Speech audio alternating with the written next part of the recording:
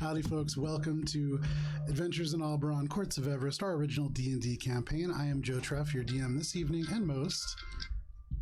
And joining me are my friends, Matt, Tina, and Hannah. And then joining us are very special guests, Vincent and Olive. Hi. Vincent joining us for the very first time, and then Olive joining us from Starfinder and from other one-shots. Yep.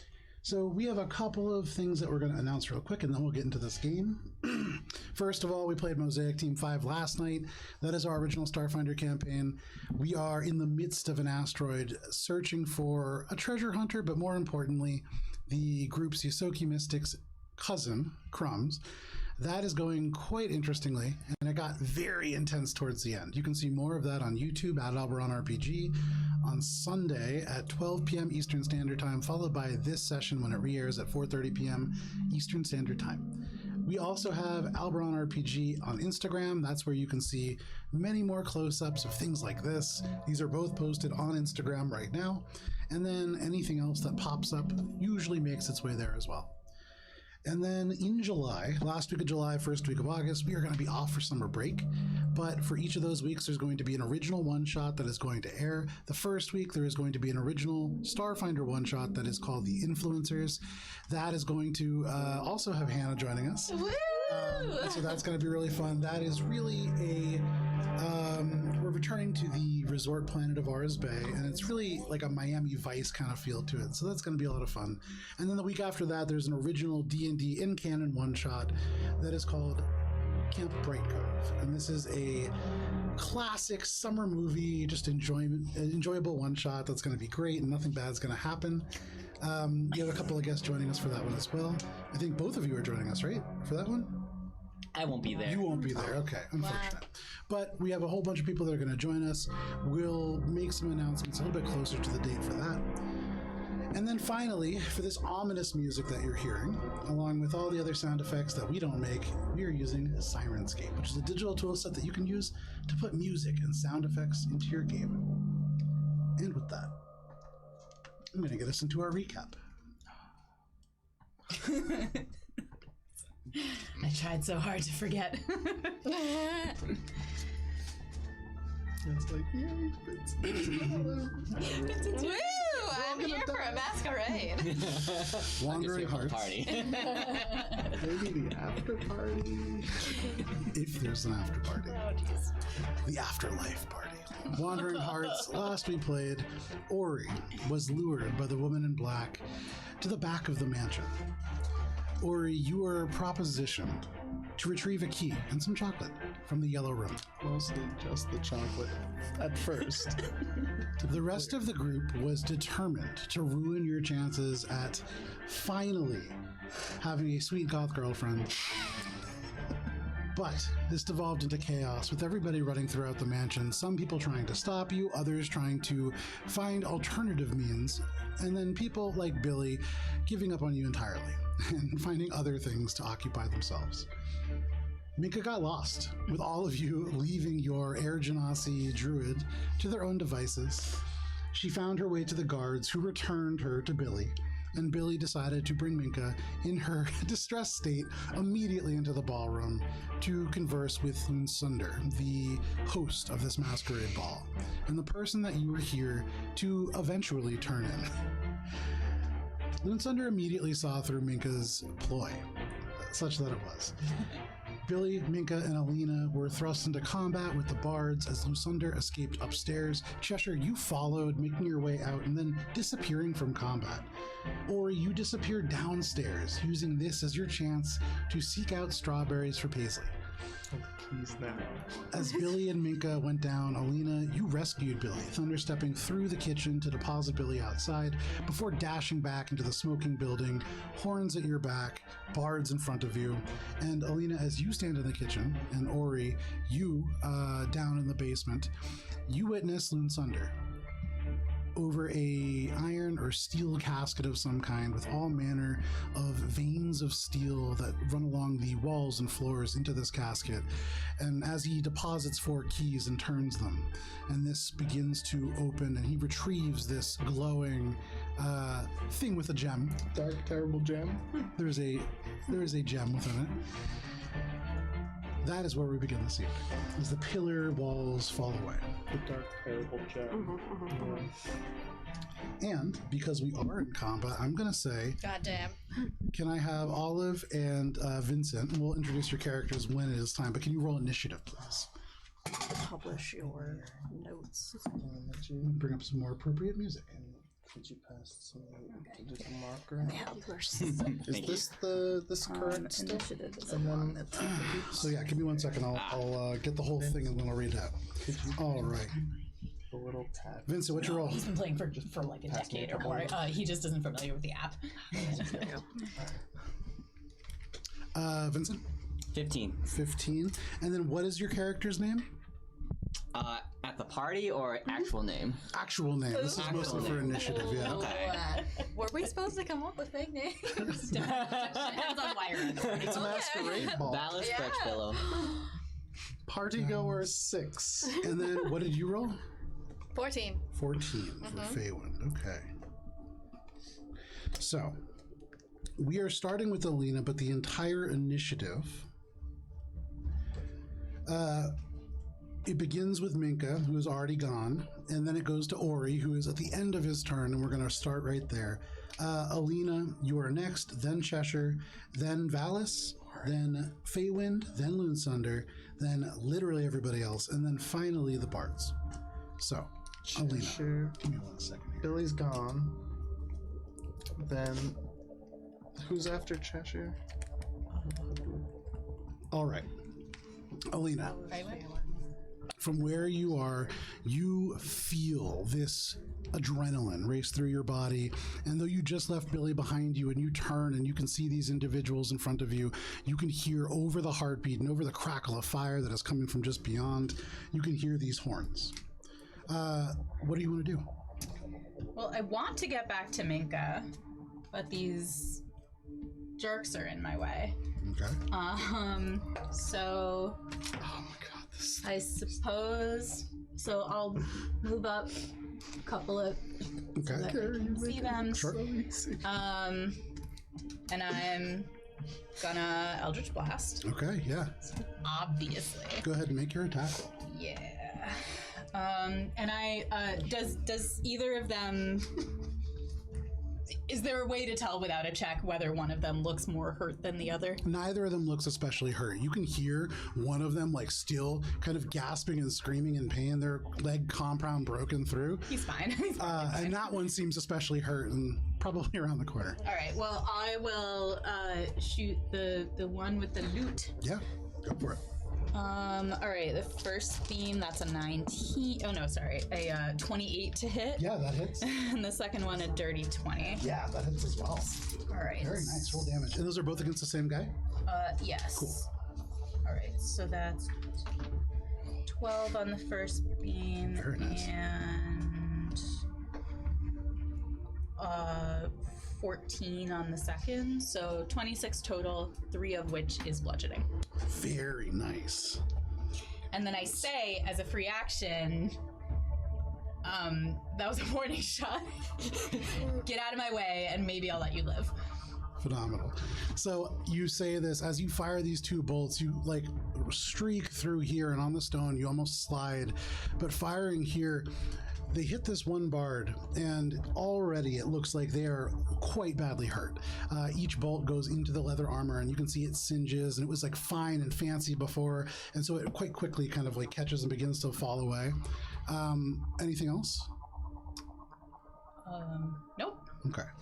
So that is your turn. That brings us to Cheshire. So Cheshire would have moved very quickly once getting through that door. She would have kind of quickly checked the rooms, at least the ones closest, and then would scurry back to kind of peek out, moving forward if she can, Okay. to see how the distraction is going. Okay.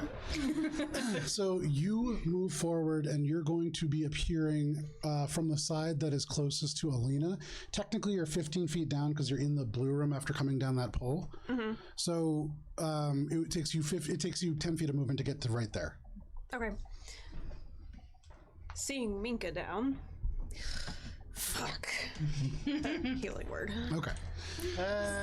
Hey. All right. So Cheshire, after running upstairs and running like full speed, pulling doors open as you go, you darted along the T intersection and glancing to the right, you saw that there were people occupying the diplomat suite.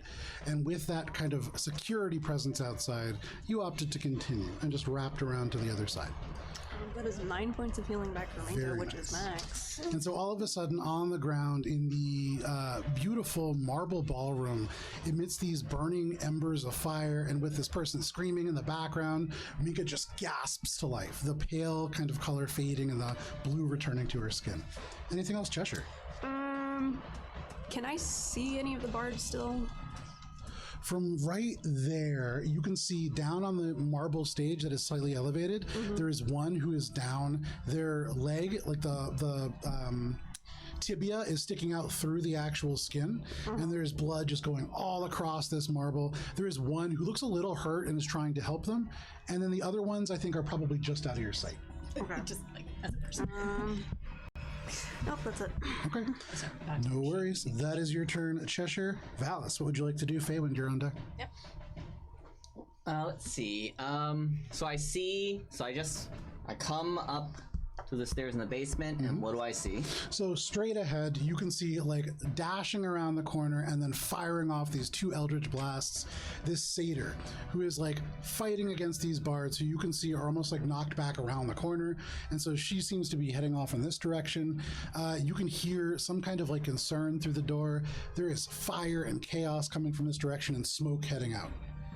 I think I noticed earlier that Linsandre Diatre went somewhere, and you said I saw him go upstairs? Yeah, you had seen him go upstairs. Okay. Alright, so can I get to, and were those bards the one that were kind of like his guards? Yes, Okay. or they were at least performing. You didn't see any guards, but they were definitely like, yes, they are of his hire. Gotcha. We all saw him go upstairs. Am I within Yeah. 30 feet of one of the bards? Is this Valis? You are about 40 feet from one of the bards, but you haven't moved yet. You're like right at the top of the stairs, so you can get closer. Alright, I would like to move up like 20 feet, Okay. and I want to shout to the satyr I see. Okay. I'm here investigating Linsandre. Let me help. And then I want to face that behind a bard and smack him with my sword. Okay, fantastic.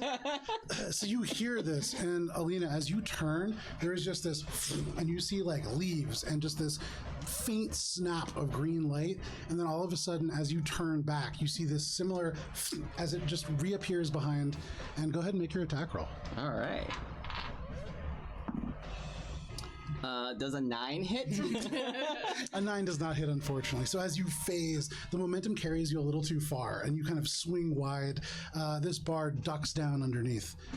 Anything else, Valis? I get a second attack, right? Okay, yeah, go for it. All right, I'll try again because I'm still getting used to this sword I just found in a dank basement. Yeah. That was almost a 20, but that was a 15. Does that hit? A 15 just misses, unfortunately. Ugh. And so as you swing this around the first time, you slam this right in, and you miss with the first one, and the second one slams into them, but then you realize the sword that you just brought upstairs, still sheathed. And so you take the sheath off, you're ready for next one. Anything else, Valis?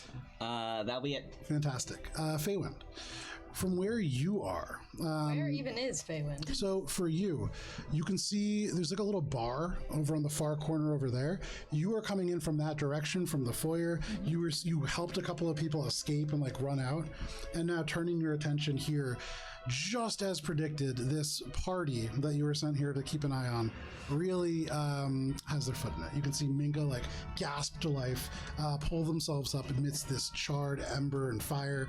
What do you want to do? So she bursts in and she's like, "What the fuck is going on?" And as she enters the room, she looks around, sees Mink on the floor, she's Cheshire to her left, and she goes, "I should have known it was you guys always causing trouble around here. What are you guys doing this time? Who do I need to shoot?" And she asks Cheshire, and Cheshire points. You see Cheshire just points straight across, and like this is the camera goes to you, goes to Cheshire. Cheshire points, goes to this guard who is like holding the bone from his leg that is protruding, and he looks at you, and he just goes, no. And the other guard who like begins to turn to run away from his friend. What do you want to do? These guards are not guards on my guard. They're No. not, okay. These are not a part of very my team. technically. Okay. These are bards. These are performers, but they were fighting with this party. Bards. Oh, Yeah. I thought you were saying guard. I was. Okay. I was. They But are yeah. both. They're bard guards. Yeah, they're Okay. bard guards. Well, so Guard bards. Feywind is gonna go, all right, I got my target. And she's gonna draw her bow back and shoot. And I'm gonna shoot twice because Yeah, go ahead, make my your attack action roll. surge. Level 5. That's not action surge. So you have at level 5, you have 2 attacks. Just You period? can also action Okay. surge and then make 4 Four attacks attacks. if you want. Might as well. Okay. Actually, no, I don't want to do that because it looks like these bad guys are gonna. Okay. So I'll save that. Oh, bummer. What is my attack bonus here? It's going to be a 11 to hit. An 11 that misses, unfortunately. Okay, we'll try again. She goes, oop, just, I've been drinking a little bit. Much better. 24. Yes, 24 hits. The first arrow goes wide, and as your sight kind of like centers and no longer are you seeing double, you fire the second one true. Roll damage for that. You guys are such trouble. Let's see. You're in trouble. Oh, I rolled the wrong dice, sorry. Are you shooting the one who's on the ground or the one that's trying to help him? The one who's trying to help him. Okay, cool. I'm not gonna let this get any further than it needs to. 6 plus 3, 9 points of damage. Very nice. So as he turns to run, you fire, and that hits him right in the back of the knee. It doesn't quite protrude out the other side, but you hear this crack along with the puncture of this arrow. That is your turn, Feywind. That brings us to Lunsunder. So zooming back down to the basement. What the fuck is going on here? Ori, you see as he like turns away, holding now what you can see. A second here. You can see in his hands there is a brooch of some kind. Brooch. It looks to have a single cut piece of alexandrite in the shape of an hourglass that glows brightly when full. It's just this like almost liquid light that is kind of oozing back and forth within it. As this is like pulled away from whatever it was a part of, you hear this and suddenly all these seams of metal seem to glow a little bit less and a little bit less as if they're cooling down. And as he pulls this away, he turns ready to move, and you're hidden. Right? I'm super hidden. I got like a pretty high roll, I'm pretty sure. Okay. So, I'm not even there. I'm like, Oh my goodness, I didn't even notice this back part. Oh, well, he's hidden. I'm a ghost. You can't see me. Oh, he's going that way? But I can see him. The spooky mini. and then at the end of his turn, as those pillars finish opening up, How long does it take? Are they already finished? What's this going is on the stone inside them? falling. And then what is going on inside them is... Oh, fucking Oh, no. baddies. Oh, boy. Not good. Shit. Oh. Oh no! Oh, I'm like hiding behind this box here. Full fucking thing comes out. Oh shit! So Ori, as the pillar wall falls away, it almost still hits hidden you, though, right? and you have to dive out of the way. You like fall under this table, hide you hit under the the wall, pillar. and then you see through the dust of this rock that is falling away, this single gauntleted hand touch the side, and this armored, heavily armored, mummified warrior just pulls itself out, and then its arm lingering behind it sticks before it pulls out this hand and a half sword, and it scrapes along the stone before it turns and begins to look around. Okay, well, that answers a few questions that I had. A second here. That's all 4 of them get perception checks, although they're not real perceptive. Oh boy. Ori, you're lucky. Yeah, the pillar fell on top of me, so I'm just How? covered up. There's like half a pillar in there. Bludgeoning damage over being spotted. Picturing it like a nice, perfect shell of Straight by you, Ori. However, this guy, he doesn't see shit. he turns around, Ori, and you see at first, you hear that scrape, and he holds the sword up. All along the other parts of this basement, you hear similar scrapes, and you can hear the sounds of these creatures as they're staggering through this. But this one stands still, and you can see the desiccated, dried up nose just. And it turns, and suddenly, though the eyes are gone, just sockets, it seems to be looking at you. That is its turn, as it does need to use an action to make that perception check, but it sees you. Or senses you, I guess. It doesn't have eyes. That is all of their turns. That brings us to the rest of the party guests, who I believe are all off the board. And so that brings us to the bards. Okay, so the bards who are in this ballroom, the one who has this like ruined leg is going to first. They reach down and you could see like tears in their eyes, ash on their face. They try to play their lute. One of the strings is broken and it's this really pathetic sound. But they're going to cast Cure Wounds on themselves. And you watch like the skin kind of cures, but the bone is still sticking out. They pull themselves up and they just start trying to like limp their way out. They know that the closest exit is the kitchen. And so they turn and they're headed in that direction. This guy that was just shot by Feywind is going to get into some cover here. Which one's got the broken leg? The one that is coming, like, that is moving. Like, I'll stay behind. Get out of here. No, that he's covering for the guy who is limping out right now. Okay. So the guy who is not limping out right now is going to turn their attention to Feywind Arya, who just attacked. And Bitch, don't look at me! Feywind Arya, if you could go ahead and make a Constitution saving throw, please. I'd rather not, but I'll do it.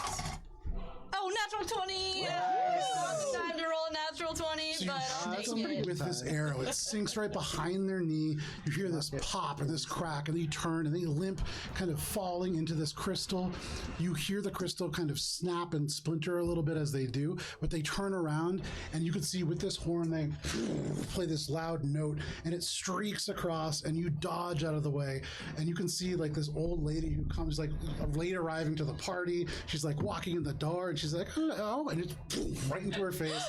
You see her eyes just turn black, and she is blind, and she just goes, oh, and just leaves the door. Oh, not the time to walk in. That is the two bards there. Now the two who are over here, Alina.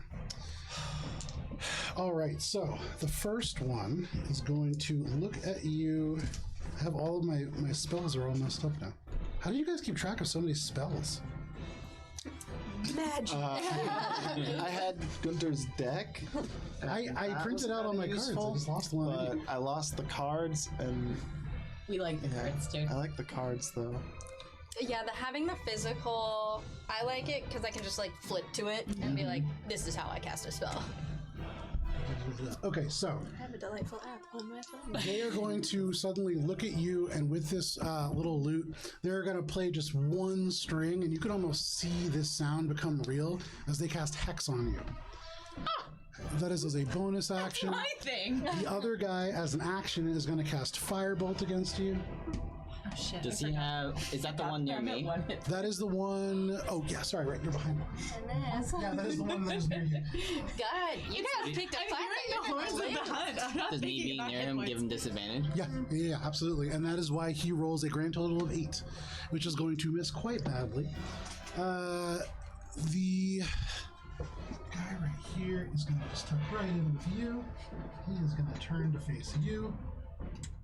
And as he turns to face you, he's surprised. I mean, he turns around, he's like fighting with Alina, and suddenly there is this over top, and then right into his side, and he's like, oh, he turns, and like you're right there. So all of a sudden, this is like pretty dramatically changing. But that is all of the bards. That brings us to Minka. Minka, who is once again living, pulls herself to her feet. She is going to cast Healing Word on herself. Give herself just a little bit more healing. Double digits. And for ease, I'm going to have her run up the stairs. And she's going to duck around over there. And next turn, she's going to take Chalice form. Nice. Okay, that is Minka. That brings us to Ori. Ori, right back downstairs. This pillar opens, slams open, and then this undead walks out. You can see it's sniffing the air. It's looking at you. I'm still sneaking, right? I'm hidden. You see roughly. two empty sockets staring straight towards you. He hasn't perceived me yet. In my charmed state, do I recognize the severity of my personal safety? I can't tell if you're charmed in real life or not, but I think yes, you feel unsafe. You feel dramatically unsafe. Okay. The keys are gonna have to wait. You look 10 feet away, and you just see like this eyeless, mummified creature holding a sword roughly your size, just like beginning to move towards you. I'm going to like oop, oop, oop to get back here, and then scoop-a-doop to. I'm gonna go over here. Okay. And then presumably see this guy. Yeah, you can see he's like, you hear this as he's like dragging the blade behind him. All right. Bonus action, eye for detail. What else do I see here? Make a perception check. What can I use to get myself out of this terrible situation?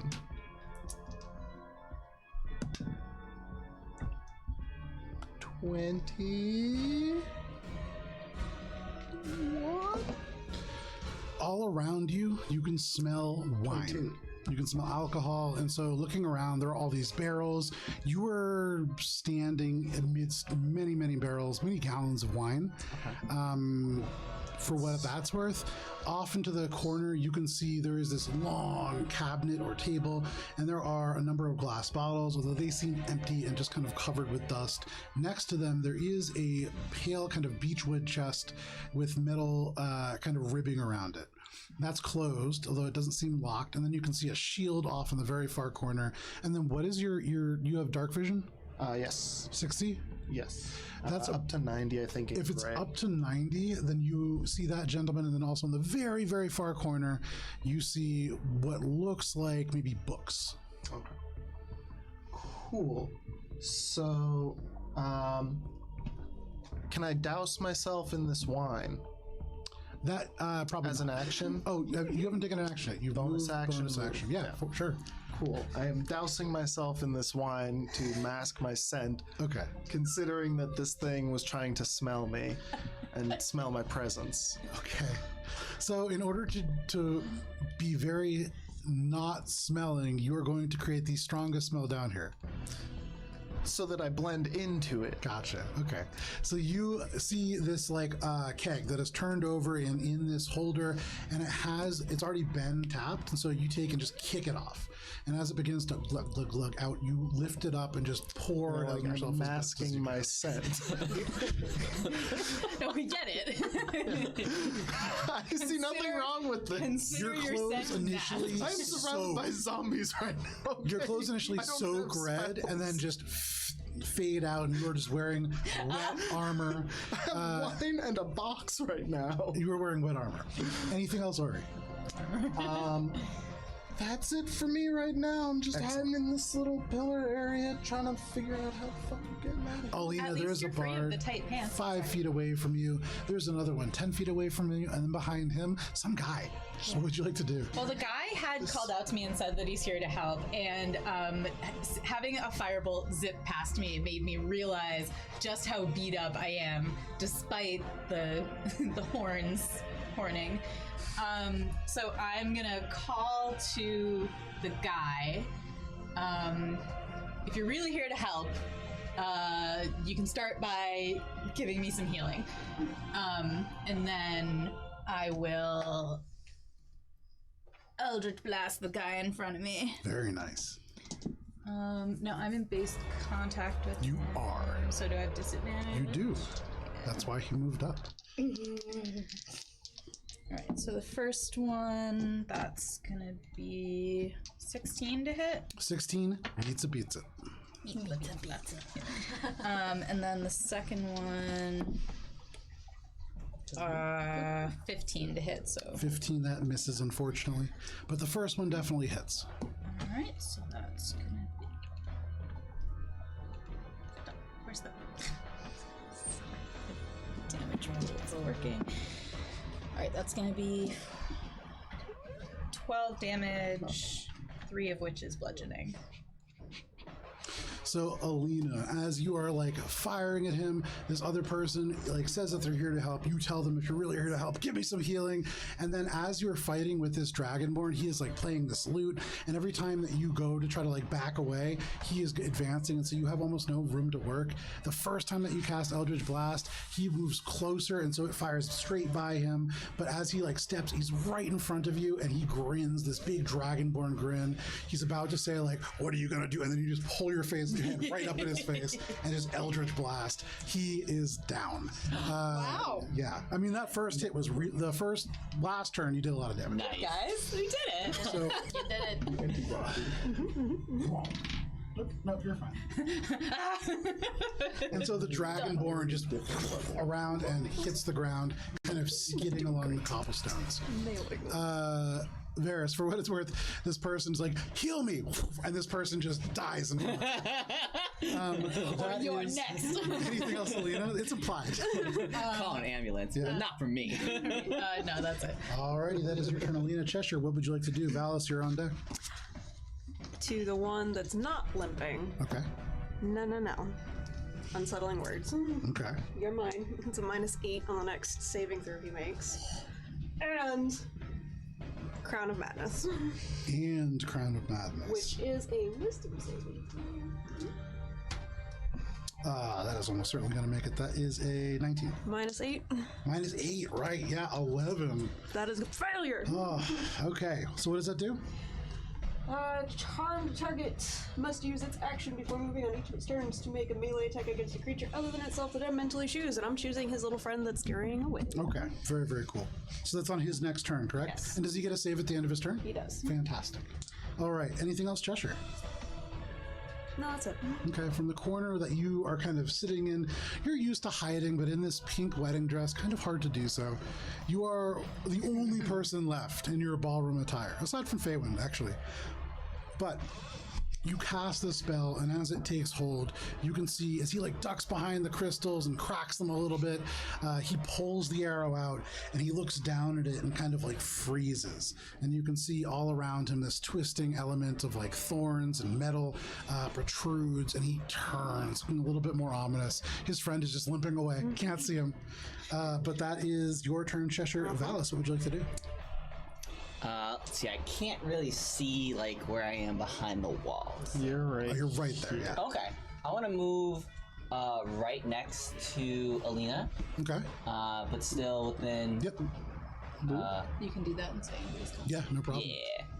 All right, and then I'll reach out with my hand, which starts glowing green, to touch Alina, and I'll say, "Sure, Let the light of life revitalize you, and then you heal 20 hit points. Very nice. Okay. Nice. As this guy is like fighting with you, he like plays the lute, and all of a sudden there is this like fire bolts that just begin to like emerge, and he fires one at Alina, which hits, and then he's like turning around and trying to fire them at you. But you take your sword, you bash this lute up and away, and as you hold that up, this other hand glows green, and you just flood Alina with healing energy. This is significantly more than what Minka does in chalice form. This is an entirely different, overwhelming sensation.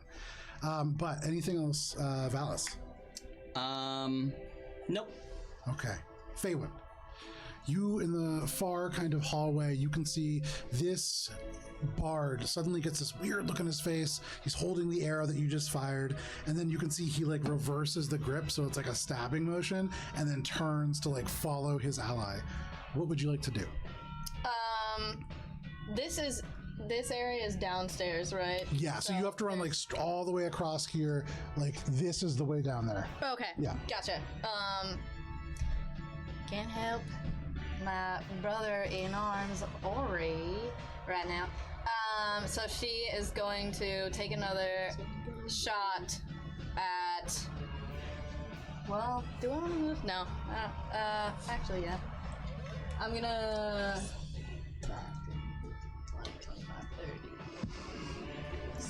30. Yeah. Gotta get around this fire. Wait, is this the guy who's... That was the guy that was like looks like something's going on with him. This is the guy who is like holding the bone to his leg, trying to keep it in, and is like limping away. Never mind. I'm gonna... Not if Cheshire has anything to do with it. Oh no, this is friends. Drawback. Make your attack roll. He is going to get the benefit of having a little bit of cover. Okay. Damn it. That stinks. Maths. 15 hit. 15, that is a miss, unfortunately. Second attack. 16 to Great, hit. right? A 16 would hit if it were not for the cover. God And damn it. unfortunately, as they're like behind this, you fire and they don't even react. The arrow's like right by them, right off of the gem that is right next to them, but they don't react. They just advance. Come out, you coward. I want to fight you. That is your turn, Faywin. That brings us to Loonsunder. So Loonsunder downstairs is going to retrieve what he needs. Ah! He's going to turn. Reaction, 15. And then he is going to go here. He's going to bring his friends with him.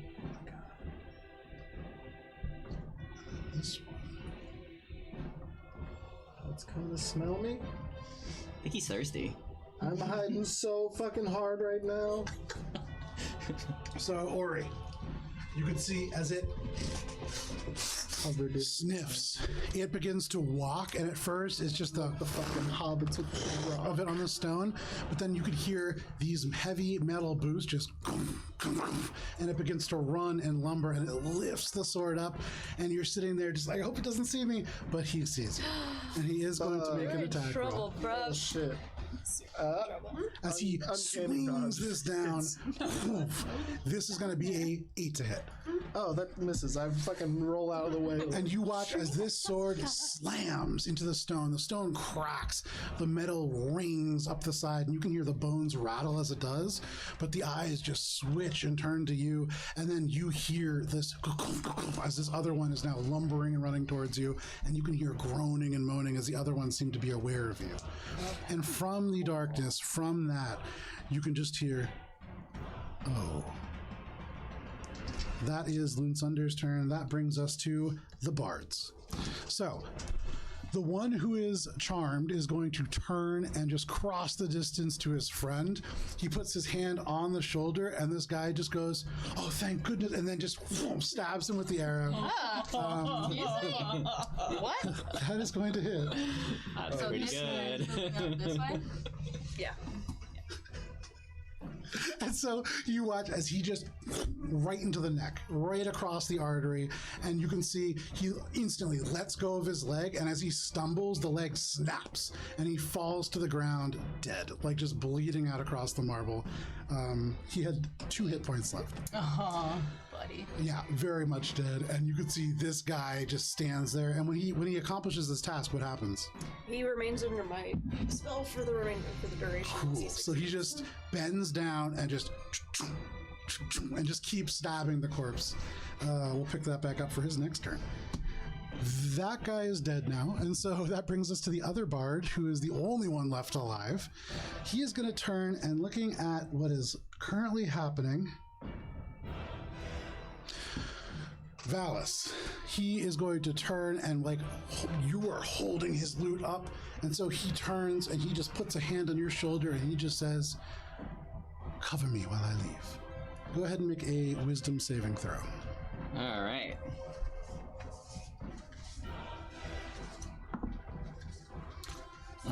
Let's see.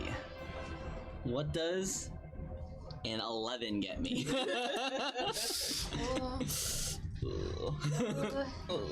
So, Slightly above. Not that. You're charming, Gloria. you Oh are wait, charmed. is this charmed? Yes, so you have advantage against this. Oh, okay. Nice. Yeah, that's true. healthy boy. Didn't help me, but could help you. Woo! 17. A 17. Give Does me it 1 help? second. That's going to be real close. That succeeds. Yeah. So as this bard tries to cast suggestion on you and get you to cover his escape, you just look at him and you're just like, "What? Do you say anything back?" No. You can see the eyes kind of rise up and he looks a little bit confused. He expected that to work, and so he is going to take his movement and just back up and move in the direction of the ballroom. That gives you an attack of opportunity if you want to take it. I will take it. Okay, yeah, make your attack of opportunity. Ugh. Oh man, this sword that I found sucks. That's a 13 to hit. Just a miss, unfortunately. And so you swing as he escapes, but he is running away, seems to be trying to make his escape. That is all of the bards. That brings us to Minka. Minka, suddenly, in this room, the entire light shifts and becomes more celestial in nature. And Faywin, from where you are, you can see up on that second floor, this air genasi. Suddenly, their joints become stars, and they just illuminate. And behind them, you could see a chalice form. It's like a constellation, and this healing light begins to radiate out of them. Damn. I haven't seen that before. There's actually nobody for that to affect, but that's okay. It looks cool. Minka is going to run down the stairs. I was and get going to to the say, bottom of the sheepishly stairs. come back downstairs. No, you could hear her just go, "Oh dear, oh dear," and she's running down now, glowing. That is Minka's turn. That brings us to Ori. Ori, down here, this sword, and you can hear and feel the momentum still reverberating through the blade. What do you want to do? Well, seeing as I have nothing, right? I have my wood staff. I have You got a my sweet goth bow. girlfriend. That's not nothing, Ori. Not if I'm Yeah, dead. be an appreciative boyfriend. Not if I'm dead here. Okay. But in terms of weapons or helpful equipment, no, nothing. Cool. I'm not. Am I within base contact of this guy? You were in base contact with one of them. Okay. Bonus action. Disengage. Okay. Fuck out of here. Scoop-a-doop-a-doop. Can I free action pick up this chest on my way? Nope.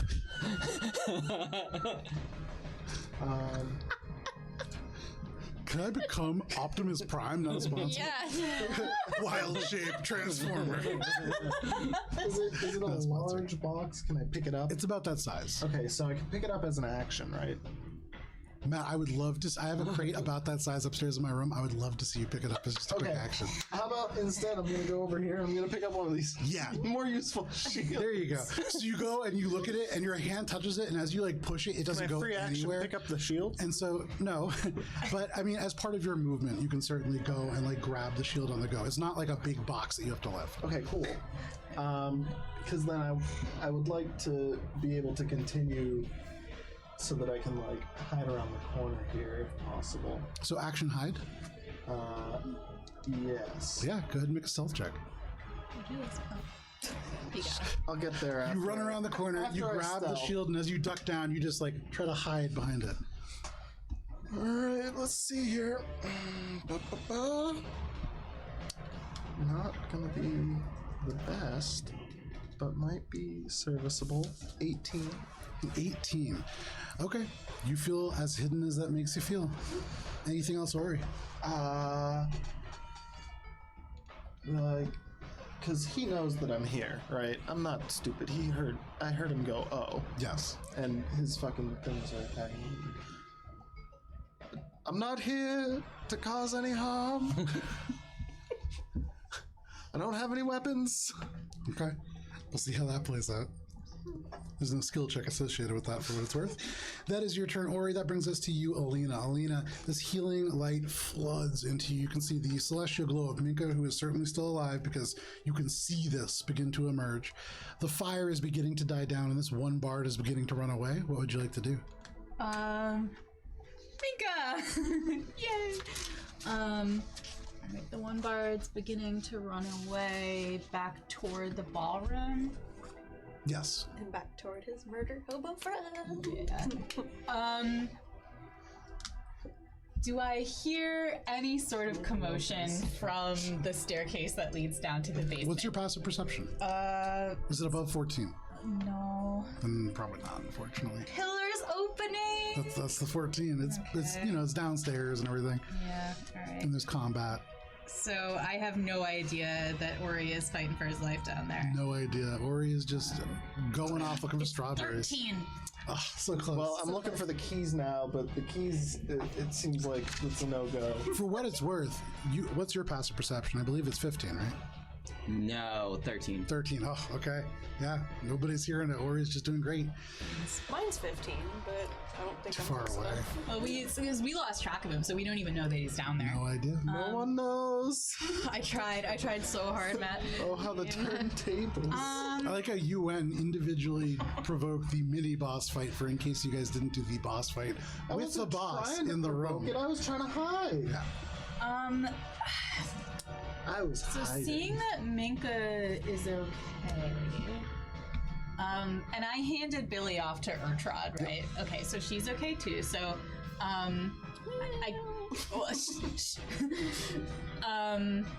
guess I'll try to regroup.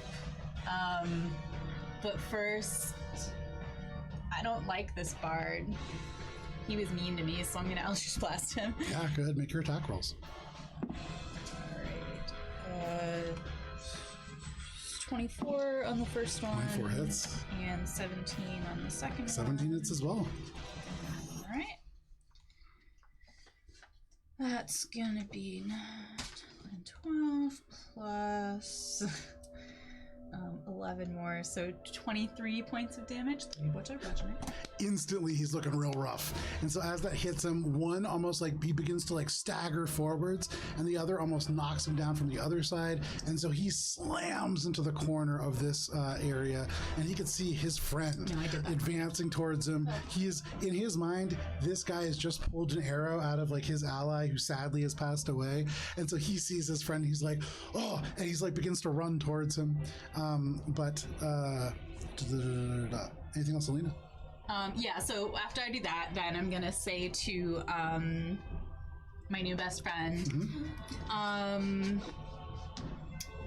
come on, I guess we can help each other. And I'm gonna head for the ballroom and push past the guy that I just blasted. Okay, fantastic. So you fire, and as he stumbles, he kind of trips, and as he is on his hands and knees and climbs back to his feet, you just go straight past him.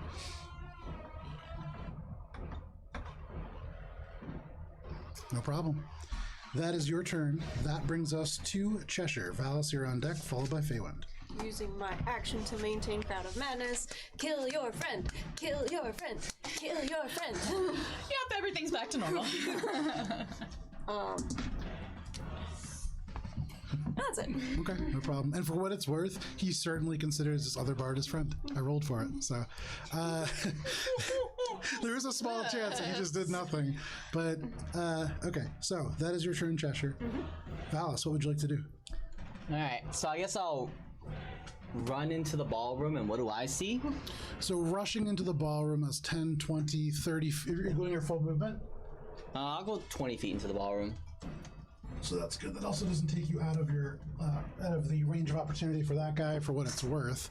But you rush who's over that here. guy? That bard who is like kind of that Alina just shoved past. The one that tried to suggest you into cover. Oh, Yeah. all right. I thought he went farther away. What is? Does he look like he's trying to run away or still fight? He looked like he was trying to run away, and then Alina almost killed him and then ran by him. Serves him right. He was really mean to me. Okay. Let's see. Thinking. Okay. All right. I'm just gonna, as I run by him, I'm gonna say that this is your chance to leave, or you're going down. Okay. And then, so I'm gonna continue to go into the ballroom, and I'm gonna say to Alina, and I guess anyone else, I saw Diatrade go upstairs, and I'm going after him. Okay. And then I'm gonna use. Let's see.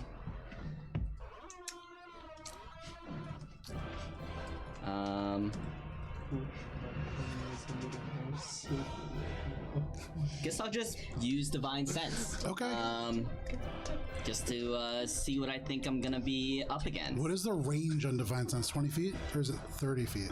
It it 60 feet? is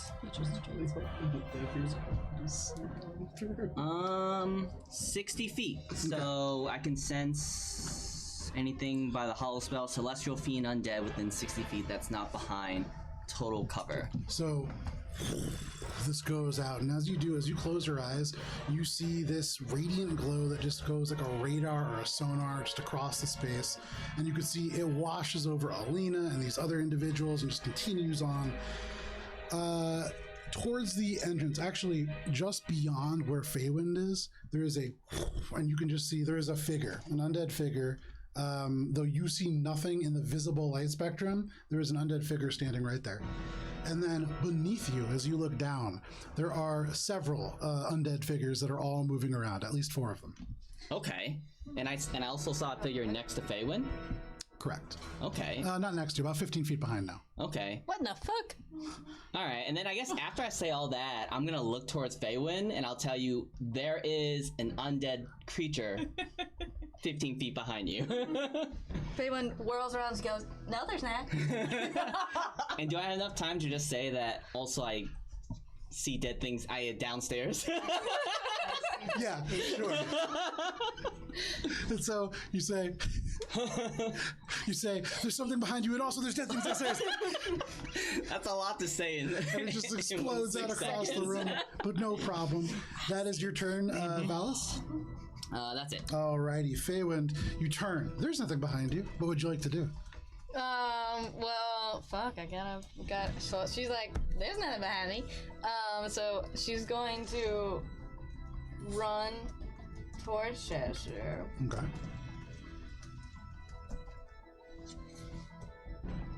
Yeah, I guess I'll do this. And while she's running, she's going to whisper some elvish words into one of the arrows and goes, and then she's going to draw back her arrow. Well, actually, I take it back. She doesn't whisper anything in Elvish because now that I can see my target. I changed my mind. I'm just gonna shoot at this guy Yeah, go for it. Make your attack. because I can see him now, so I don't need to pull anything crazy. 20 to hit. 20 to hit, that hits. Okay. Let's see. I'm gonna do 11 points of damage on the first hit, and then draw back another one also while she's running. That's going to be a motherfucker. If I could do math faster. 14 to hit. 14 just misses, unfortunately. And after that first hit, he's like advancing towards his friend. That hits him right in the back. And that should be, it's like somewhere near the mid back. That should be like in his vital organs. But he just continues to kind of walk. Does damage repeat the save? It does. Okay, very nice. Anything else? Feywind. That's all she got. All right. Yeah, Feywind. there's no dead people in his room. That is your turn. That brings us to Lunsunder. So, Lunsunder, you hear that. And then there is a. And from around the corner, you can just hear, there is no escape. My ancestors will help me here. Oh, really He is just going came to- for the strawberries. And with your voice to guide him.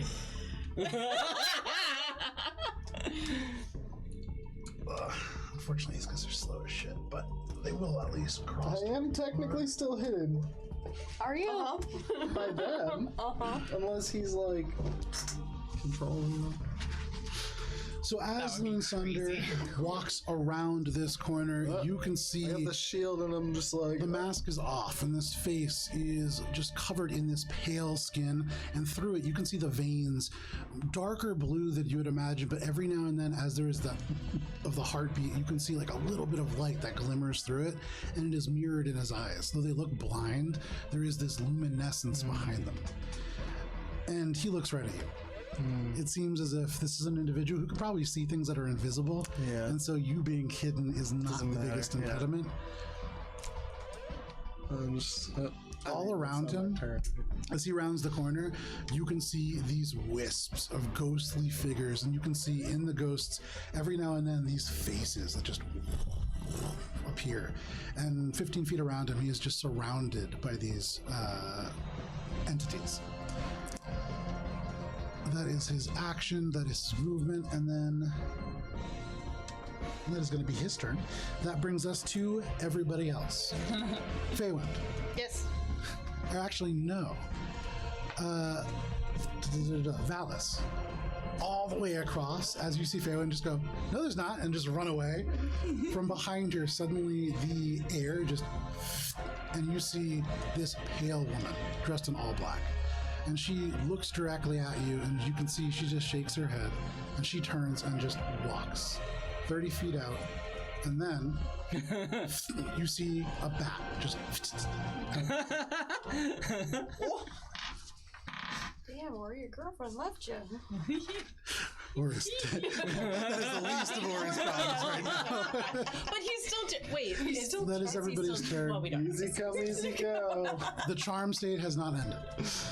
That is her turn. That brings us to the bards. There is this last bard left. So well for Ori, you could only go down.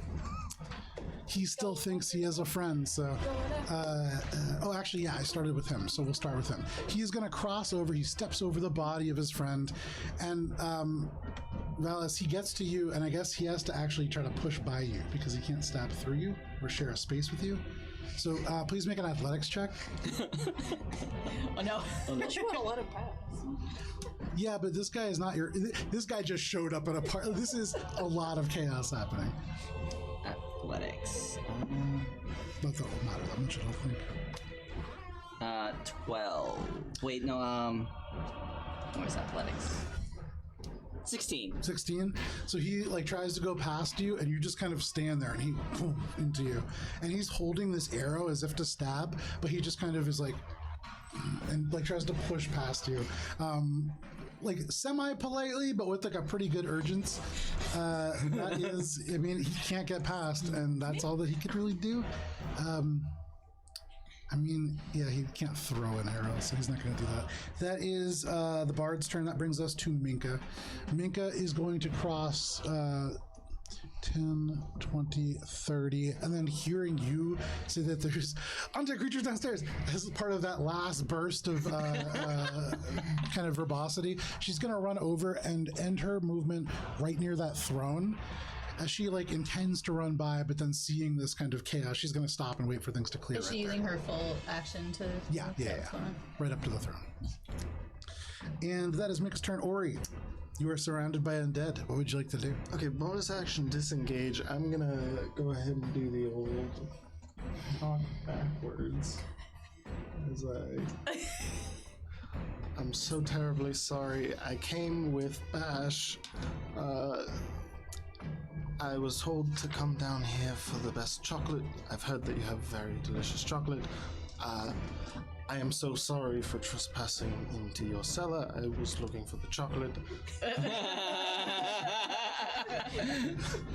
Whatever, lovely party. I don't really need to be involved in any of what you're doing. Have any chocolate though? So, are you using your action to attempt to make a persuasion check? Yes. Make a persuasion check at disadvantage. Oh, I thought that was pretty good. It's I was more sold. the situation. Ooh! Alright, what's my bonus? I don't think it's very persuasive, but it's 16? A 16. Unfortunately, that is probably not enough to sway him. He doesn't look like his emotions change a whole lot. Anything else, Ori? Well, bonus action disengaged my way all the way back here. Okay. So as you're talking, you like back into the table, the shields kind grab of the rattle. second shield and dual wield the shields. If you really want. I mean, okay, can I have a shield on each hand and still hold the staff? No. Oh my god. Alright, then I'm girding done. myself. Okay. You double shield? Dead. No. Shield and I've got the staff, no shield and staff. You look at the shield and you're like, no. The staff is better. And so that is your turn, Ori. That brings us to Alina. Cheshire, you're on deck. Alina, you hear there are dead things downstairs. And what do you want to do? I mean, dead things doesn't sound great. And I'm feeling like really heroic right now on account of the horns. So it kind of seems, based on what I'm seeing in the ballroom, I see the guy with the crown of madness and I see Minkus in chalice form. I'm like, you guys got this. And I'm gonna go see what's going on with the dead things because we still need to get Diatray. Yeah. And so I'm gonna use my full movement to go back. Do I know that those stairs go to the basement? Yeah, you do. Okay. Because you went up them to go to the other kitchen, so when you were coming down, you would've seen down them. I'm gonna just pronk my little heart out to get over there. And while I'm, no, never mind. Yeah, just pronking away. Okay, yeah. Sorry.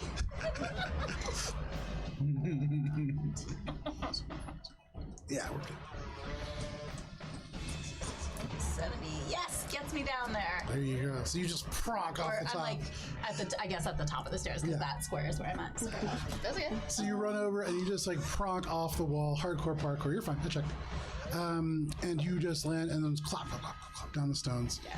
You end up right at the top of the stairs and you can hear like that and like this sound.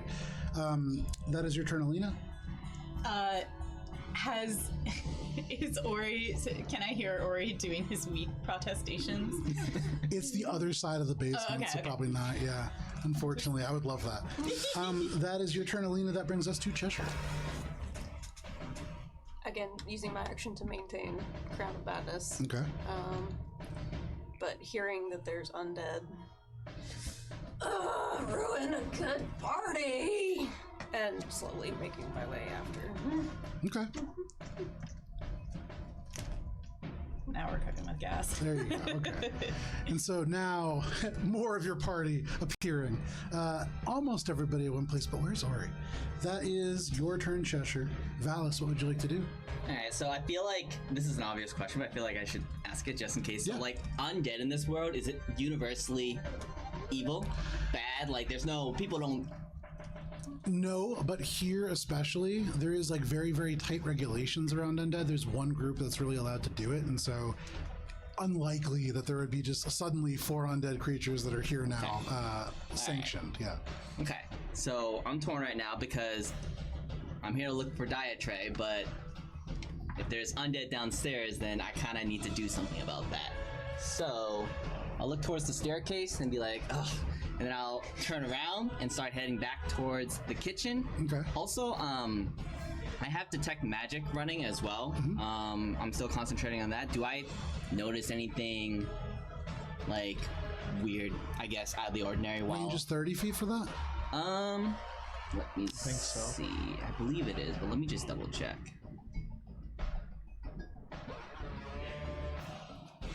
30 feet.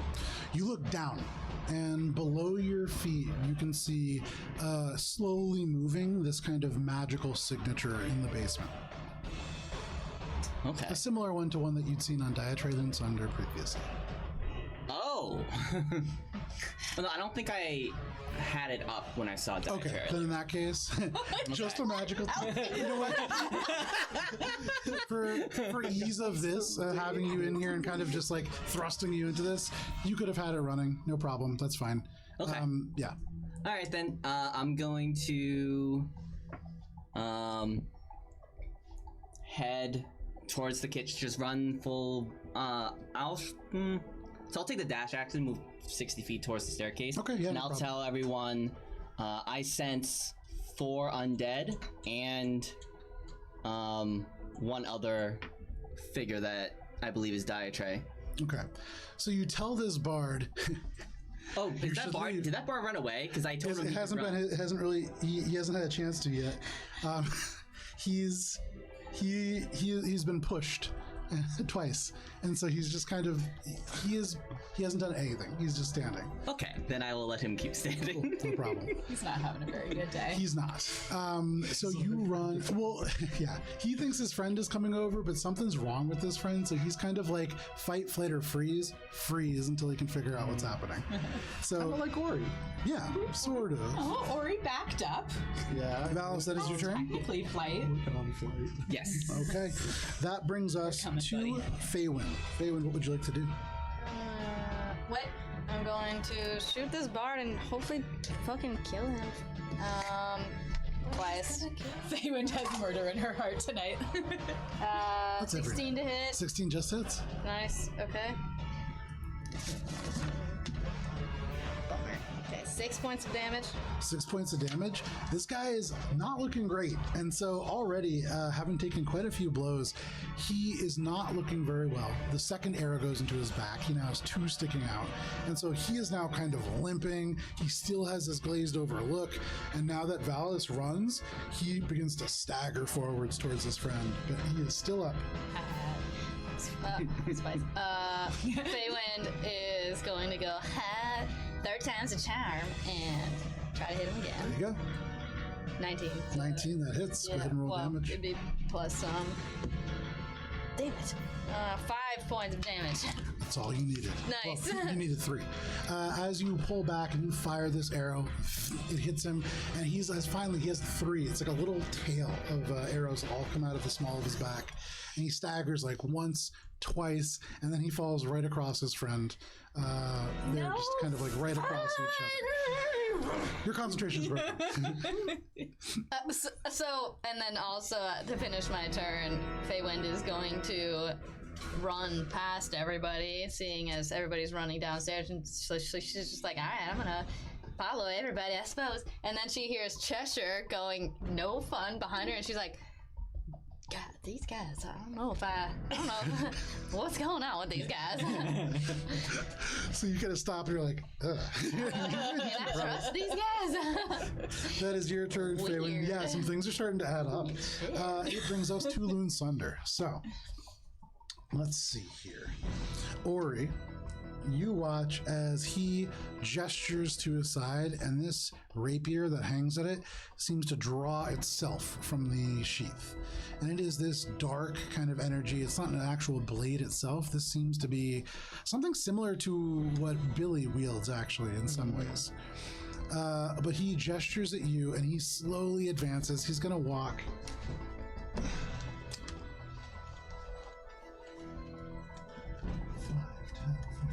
So Oh, he's, great. he's walking to.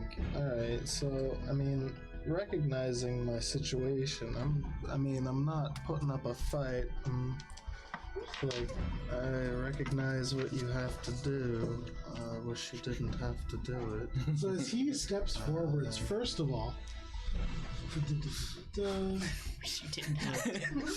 as he crosses to within 10 feet of you, all of a sudden these shapes, these arms reach out of them, and they're spectral, but they grab strong, and they begin to grasp at your clothing and your knees, and they pull you down. Your speed is reduced by 10 feet until you leave. And then he's going to draw the sword back. Could I do anything to, like, avoid it? This is being in the radius of this, 10 feet. So could I can't On your turn, you could move out of it. uncanny dodge? No, Like it this- doesn't count as a hit? This is a spell. Okay. Yes. So, this is going to be the attack.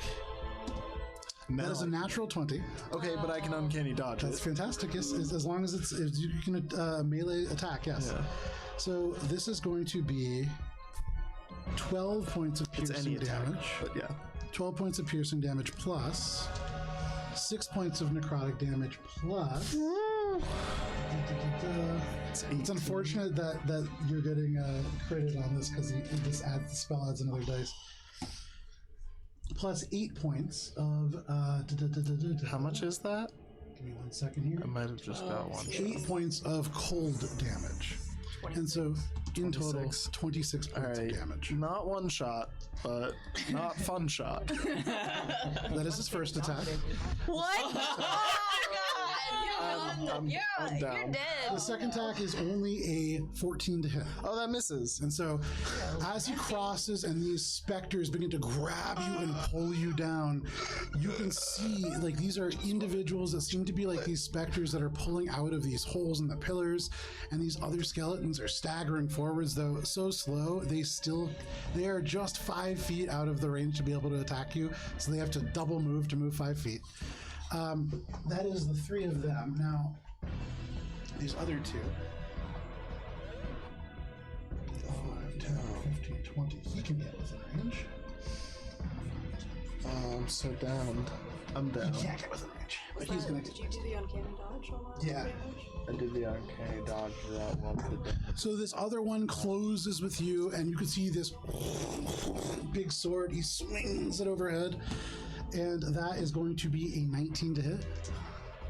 With the shield, if I had double shield, it wouldn't. You take 12 points of piercing damage. I'm down. And so this sword just slams into you, and it just goes dark. And you feel these arms and these hands grab at your clothing and pull you down, and it feels like it's getting cold and like you are being pulled through the floor. I don't like that. But that is his turn. That brings us to the Bards. This guy, finally seeing his last friend die, is going to turn and run down the hallway in that direction, making his way towards the Red Room. That is all the Bards. That brings us to Minka, who is going to take 60 feet of movement now, or 70 feet of movement now, which I believe gets her right to there. And so, Alina, behind you, you just hear, oh dear, oh dear, oh dear, oh dear, and then like just, the starlight comes around the corner. That is Minka's turn. That brings us to Ori. Ori, make a death saving throw, please. What the?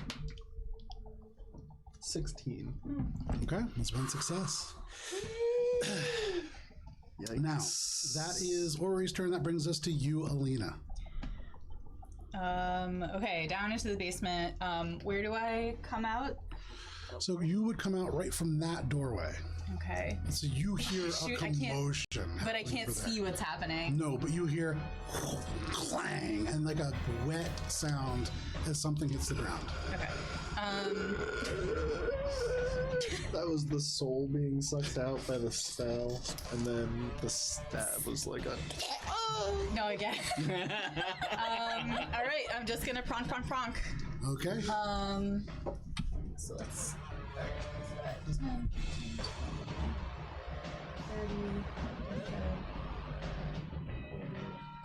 50, 55, 65, 70. Okay.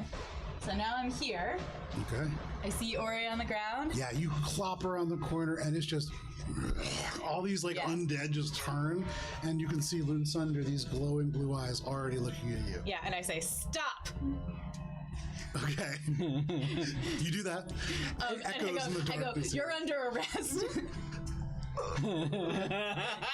That's what we're here for. You say those things. Cop comes Yes. in. You're That is your correct. turn, Alina. Cheshire, what would you like to do? Citizens arrest. I'm making a citizen's arrest. And I'm going to use my 30 feet of movement to follow, but really dragging my feet and making a big show about it. Okay. You move 29.5 feet as you really drag your feet, and at the last second, you just do the the last couple of seconds or inches forwards.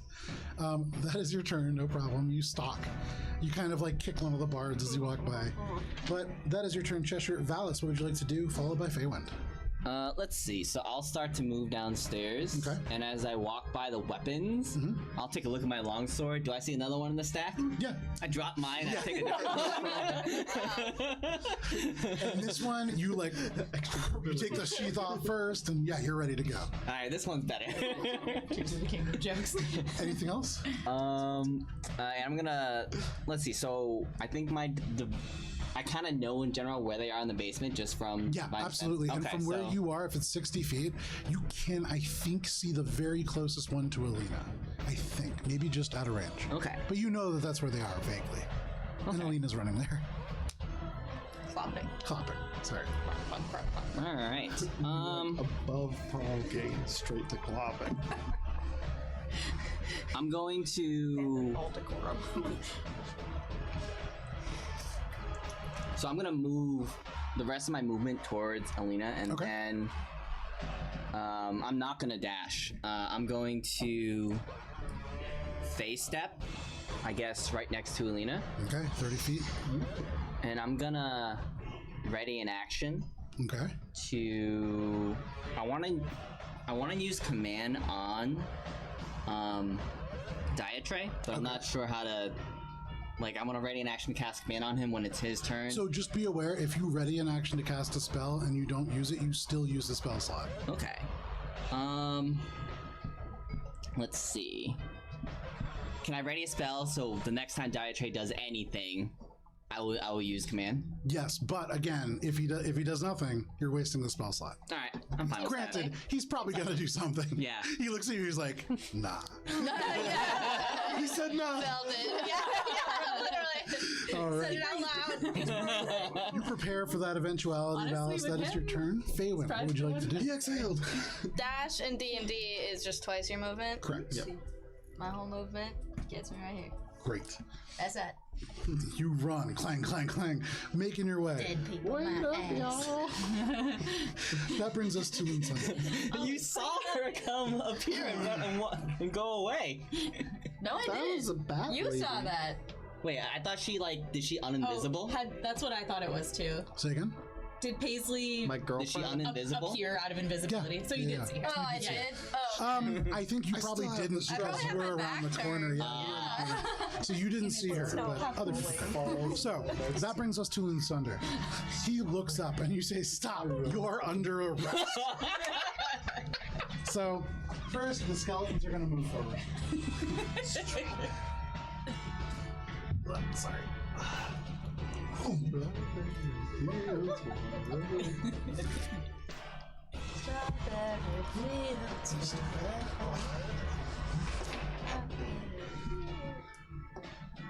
We're all gonna die. They're just a pile now. Only 3 of them are able to make base contact with you, but the 4th is just gonna sweep through and then step back. So, Alina, you are gonna start by taking. Actually, I've been doing it the same order, so I'll do it the same order every time. First, Diatray is going to look up, and he is going to reach out and he's going to cast Eldritch Blast, which would trigger your suggestion. Yeah. So I wanna use command and say grovel. Actually, is he holding anything? Yeah, he's holding a dark energy-looking rapier. And he's holding it? Yeah. Okay. If you really want to grovel well, you use 2 hands. I'll say grovel. So I think that makes him fall prone and ends his turn, but I think the DC is 13, and it's a. Oh, let me check the spell. Wisdom? Okay. Thank you. That is going to be a 21. Damn! I think he passes. As you cast this spell and it goes, I would say one thing that you do notice, and this would be impossible not to. Across his chest, peeking out from the kind of fine shirt that he's wearing that shows a little bit of the chest and a little bit of these kind of blue veins, you do see suddenly through the shirt, through the fabric, through the undershirt, through the little bit of armor that he is wearing, still across the flesh, there is a horrific scar. And somehow, through everything, for just a moment, you see this damage, and then it's gone. You're not really sure what that was, but that seems to be some part of why that didn't take place, or why they had advantage against that. Oh, okay. And so that is your turn. Anything else? Or no, sorry, that was you holding your action. Now they do Eldritch Blast at Alina. Alina does a 11 hit. No. Cool. Does a 20 hit? Alrighty. Eldritch Blast is. For some questions. You are taking 11 points of force damage.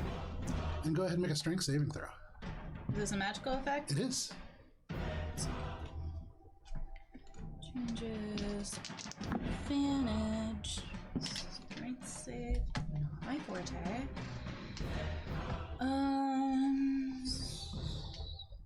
12. You are pushed 10 feet back, and that provokes 3 attacks of opportunity. Oh my Jesus! That is a smart turn. Okay, so does a 15 hit? Yeah. Okay, so one of them is going to miss and 2 of them are going to hit. Alina. 2 natural 20s. No, this is the damage roll. Yeah, Oh. D20 damage rolls, that'd be awesome. You are taking 12 points of piercing damage from the first, and you are taking 16 points of piercing damage from the second. Sorry, slashing damage. I'm very down. And so, as he fires and you are knocked 10 feet back, What are the rules about permadeath again? permadeath, it has to be twice your total HP. Oh, total HP. Yeah. Okay. Yeah, there's no way that does it. It's a 12 tremendous plus It'd be like 16. 90 or something. It would be something like that, yeah. It's high. Right. Good. Okay. So, you are down. As you are like brushed away, all 3 of these blades at like different levels of your body just swing across. Oh no. But that is your turn, Alina. Or sorry.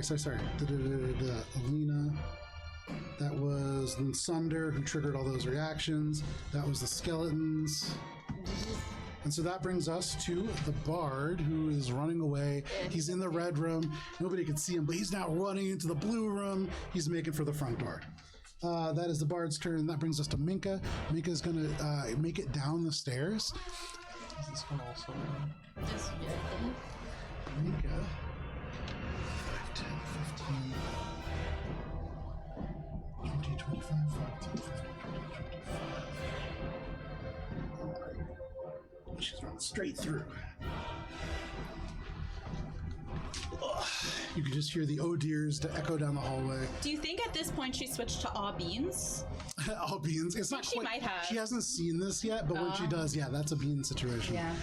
So that is Minka's turn. Ori, make a death saving throw, please.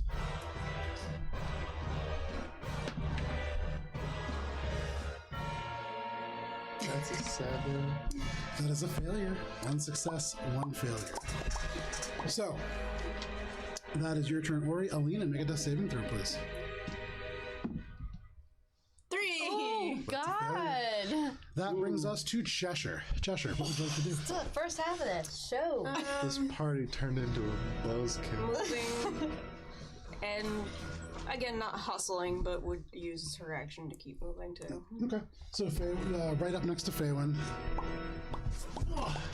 It's a Faywin. You're rushing, and Cheshire is kind of like a little bit more than like a walking pace, keeping pace with you. And the 2 of you are like hurrying down the hallway.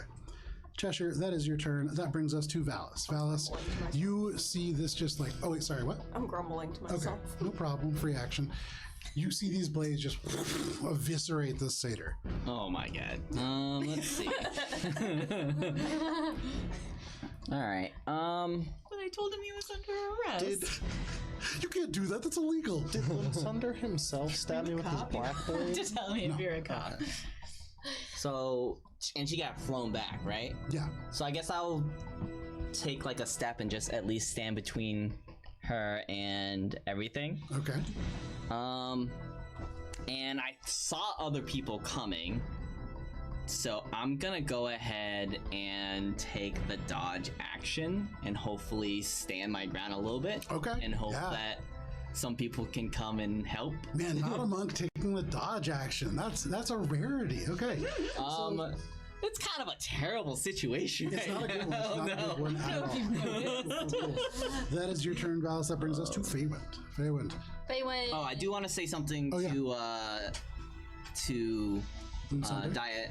Yes. So I see him, and I see he's like very glowy. Yes. So I'm gonna see him. And I say, if you had me let me continue my research, you wouldn't be like this right now.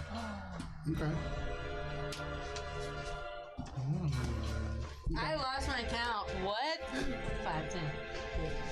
15, 20, 25, 30.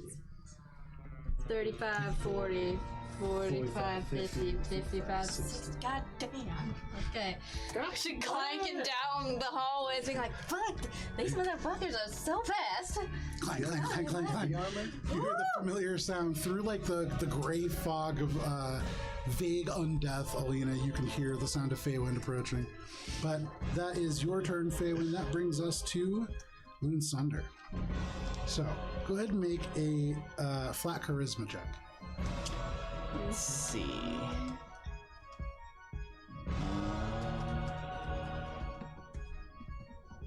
Okay, but not a save. No. Okay. Woo! Why can I roll this well on my attacks? 21. Okay. You say, if you had just let me finish my research, I could have cured you. Yeah. And he seems to stop. At this, the blade drops just a little bit, like a fraction, and you can see the hand goes up and just touches the corner of an eye where this tear that glows has begun to fall down. And he lets go of the sword, and you see the blade just vanishes. And he is going to say, "The Spire brought this on himself, and I am just one of the fracturing. I'll return, and I'll bring others with me. The Dark One will rise." And he turns, and he takes, that'll be on his turn. Oh, sorry, this is his turn. So yeah, he's gonna turn. He's gonna take 10 feet of movement, and you watch as his hand touches something on the wall, and this wall just to the side. And at the same time, there is a perceptible shift in the air where it begins to cool ever so slightly. That is Moonsunder's turn. That brings us to the Bards, who are kind of just doing their thing. That brings us back to Minka. But because it's 8:30, this is where we're going to take a quick break, and then we'll come right back to the end of this combat. Hopefully. We'll be back in just a little bit. See you then.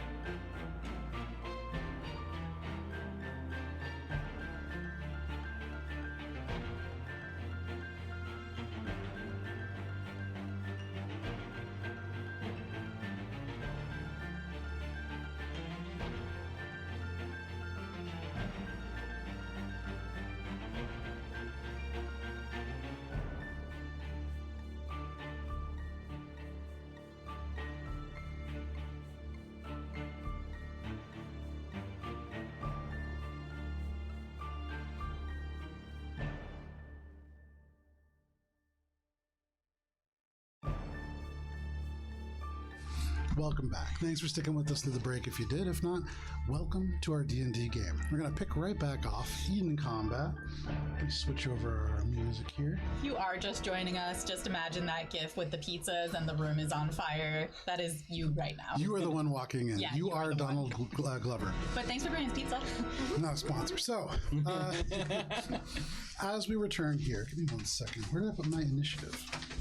It's right there. Minka has just gone. Ori, did you make your save this round? Yeah, I have 1 and 1. Okay, so you and Alina both made your saves this round, which means... Wait, I haven't rolled mine yet. Oh, make your save. Then we ended with Ori. Cool. That's where we are. Another failure. Oh my god! That brings us to Cheshire. You can't die when two Would players 30 are feet done. get me I to the very bottom of much the can. stairs? Say again? Would 30 feet Kara's get me to the character bottom of died the when I stairs? wasn't there. 30 feet will get you. 30 feet will get you 20 feet down, like into this room. Perfect. I do love rolling new characters. Hypnotic pattern centered on the center of the Stick Cheshire down there. fuckery. All right, so that is going to be then from where you. So, like, as close as you can. Actually, no, you can center it from there. I have its 120 foot range. Damn. That is all three of them and Varys. Perfect. That's a wisdom saving throw. Perfect. You have to make a wisdom saving. I have to make. Is this a charmed effect? It is. Ooh. I get advantage, for reasons. Boy, this is. Ooh, that's not. That one's cocked. DC is 16. Or it looked cocked to me. Okay, two of them fell.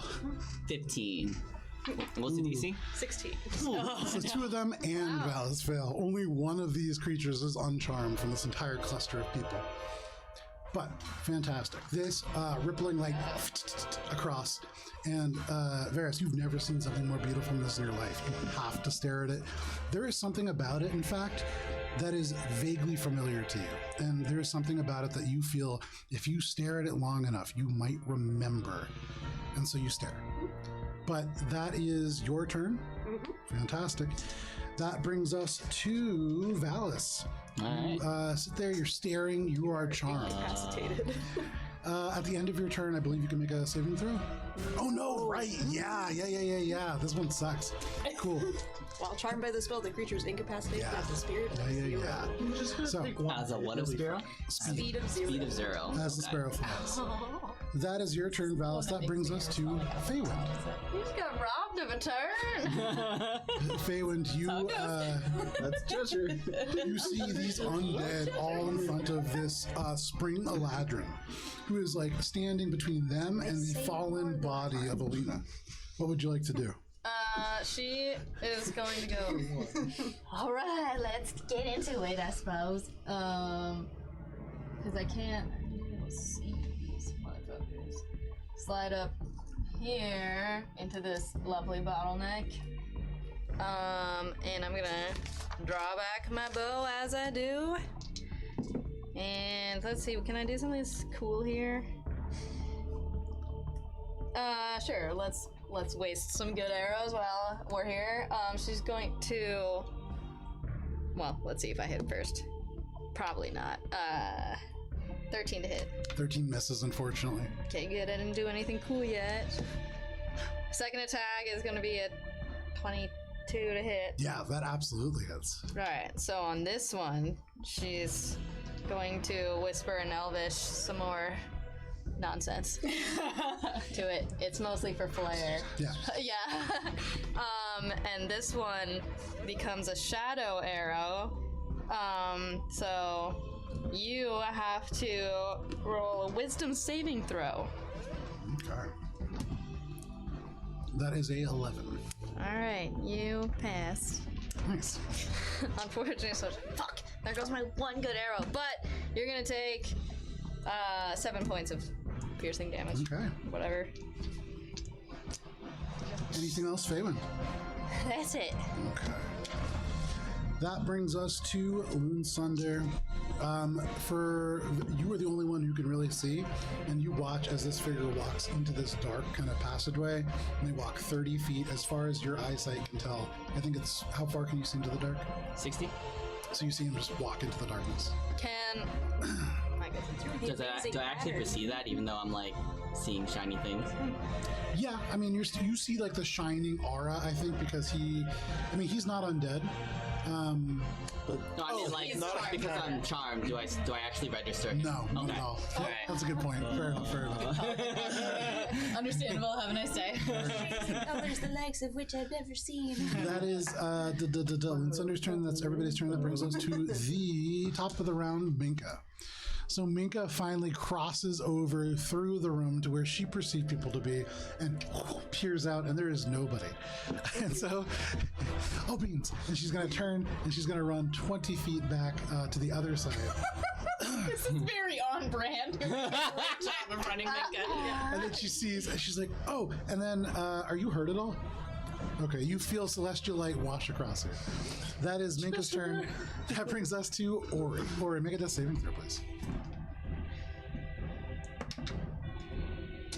That's Oh my god, 2 character deaths and in one one. game. Necessarily. And so you feel the darkness rising up around you. That is your turn, Ori. That brings us to Alina. Alina, go ahead and make a death saving throw. Pick which die I'm using. Oh, that's a lot of pressure. Oh my god. Wait. Oh. You Dead. Unfortunate. Oh, Lena, we hardly knew you. And so I was gonna get to fly next level. I was gonna flavor it as pronking. in this moment, as you like kind of burst in and out of consciousness, and you are like just blinking in and out, you can still feel the element of healing that is just like remaining from Varys. It's still. And then What? You still got the revivify. you hear that last burst of a horn, and then just That's true. goes out. But that is your turn, Alina. That's true. But only one of them is. That brings us to Cheshire. Cheshire, what would you like to do?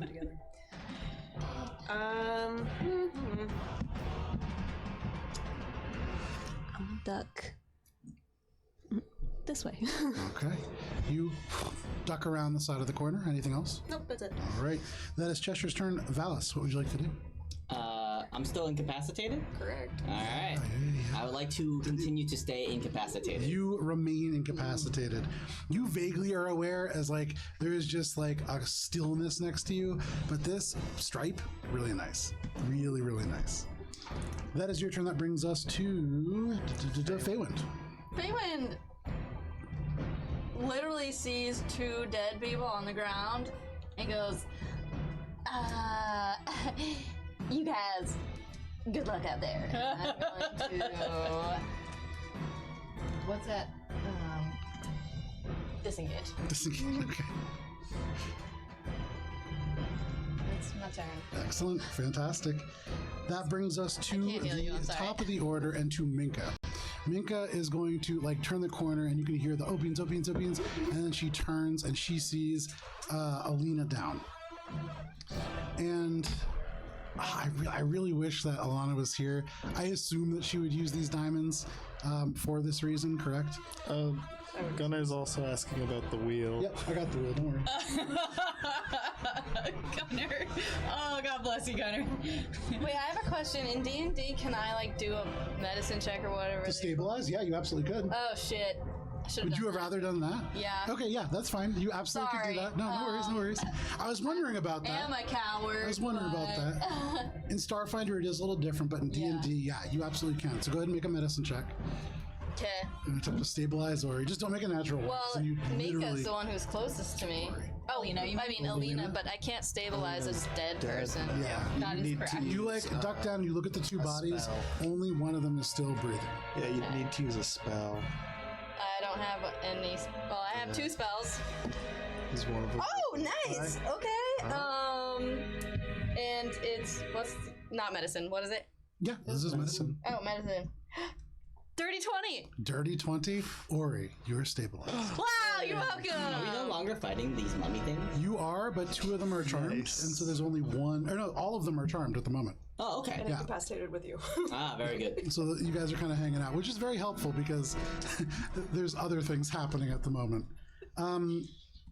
That is your turn, or you are stabilized. That brings us to them. Nobody has attacked them still, so that brings us. Wait, sorry. Minka. No, that was Minka coming around the corner. We just redid your turn because you did the healing. So, Sorry. Minka coming around the corner. Seeing you on the ground, Alina, is going to race over. And are you within 35 feet? Feywind? No, Alina's I body. don't think so. 1, 2, 3, 4, 5, 6, 7. Nope. About 10 feet away. So she's going to run right up to you. She'll use her action to run. And then you can see that for anybody who's there, she is like reaching through her bags and pockets, and she's pulling out different little rocks and stones, and then one diamond, and then like other stones she's just throwing on the ground but looking. And then at the very end of her turn, in her hand, she's holding 3 little gems, and she is ready, but right over top. That is Minka's turn. That brings us to Ori. Ori, you are stabilized but down still. That is your turn. Alina, you are dead. Cheshire, what would you like to do? Holding here. Okay. That is your turn, Cheshire. Valis, what would you like to do? You are still incapacitated. That brings us to Feywind. Feywind, you look up, and now you can feel Ori's heartbeat stabilize a little bit. You see these 3 skeletons still just like completely dumbstruck along with this Eladrin. What do you want to do? Are you talking to me? Yeah, Feywind. Oh shit, I was not listening. I'm so sorry. Feywind, from where you are, you can see Ori stabilized, Alina dead. Yep. Skeletons seem to still be incapacitated along with this Spring Eladrin. What do you want to do? She's going to shake Ori's dead or not undead body now. Stable body. Stable body. We got a pulse. You guys really got yourself into some deep shit tonight. You're fucking welcome. You owe me one, Ori. Or you're like in and out of consciousness, still mechanically unconscious, but you just hear a couple of bits of that, and you see, though you were, when you died, there was just like undead, and then you wake up and it's just Feywind Aria in masquerade attire, but with like a longbow in one hand and just yelling at you. And then you go back to the darkness. But that is your turn, Feywind? Yep. Alrighty. That brings us back to Minka. So Minka. Alana texted me. She said she approves of this course of action. So Minka takes these gems and she puts them in her hands. Buy stuff. The stars that have kind of aligned to create this chalice suddenly rise up, and it's like the walls fade away and the ceiling fades away, and this constellation burns bright. And as it tilts overhead, starlight washes out from it, and it goes into your body, and the gems within Minka's hand crumble into coal. And all at once, suddenly, Alina, you are back alive with 1 hit point. Oh, like awake and everything? You are back to life with 1 hit point. Holy, it's revivify. Good spell. It's a great spell. You only have a minute to cast it in, though. before Exactly. it doesn't And work anymore. that's 300 gold pieces worth of diamonds that are gone. No! That is the coal that falls between Minka's hands. You come back alive, Alina. You can see Minka's face, worried. Like already she had been crying for most of the night, but now like tears freely streaming down her face, and her hands just like all over your face.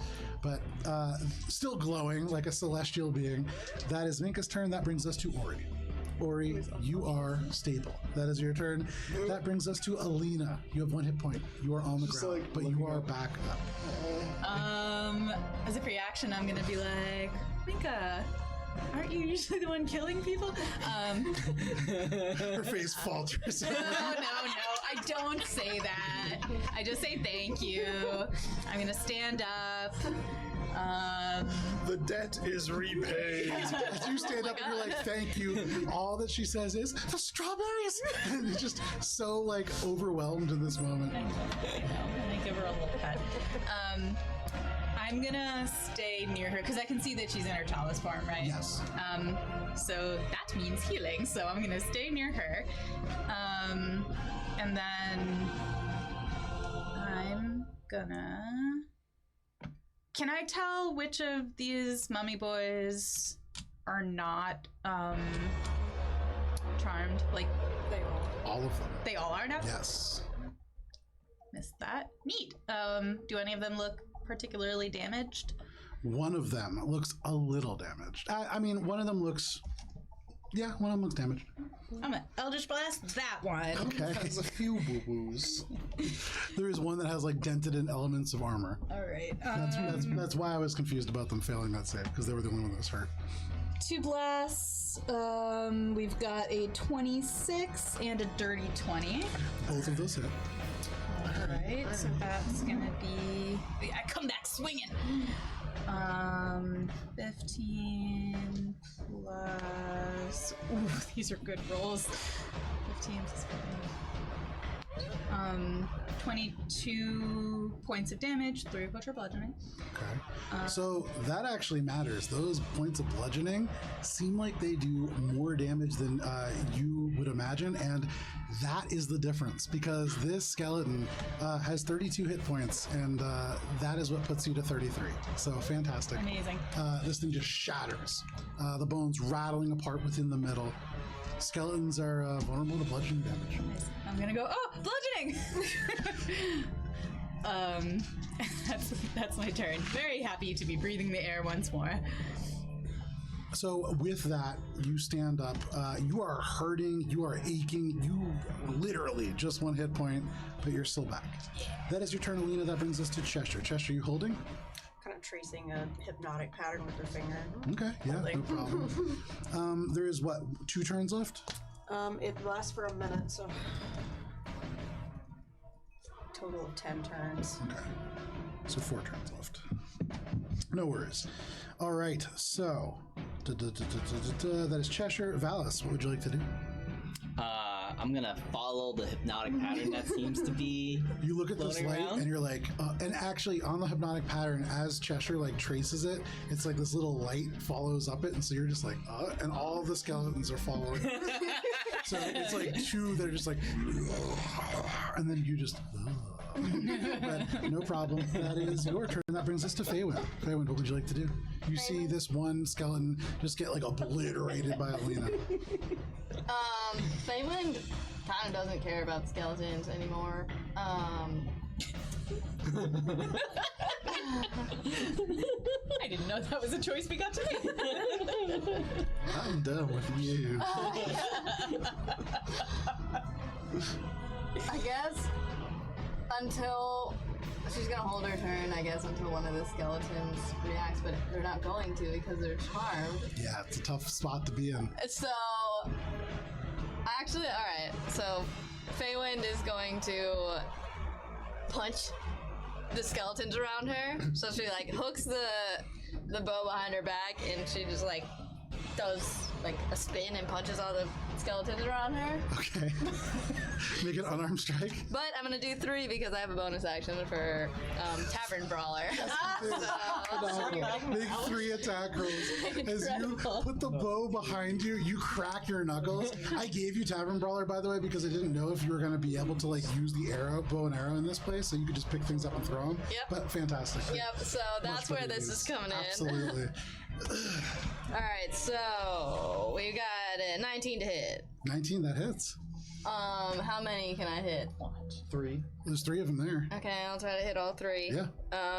So 19, let's see, D4. Wow, lame. I don't even have, D4 is more than most people get. I mean, if you don't have Tavern Brawler, I think it's 1 point of damage. 1, yeah. well, okay, so first one, 4 points of Okay. damage.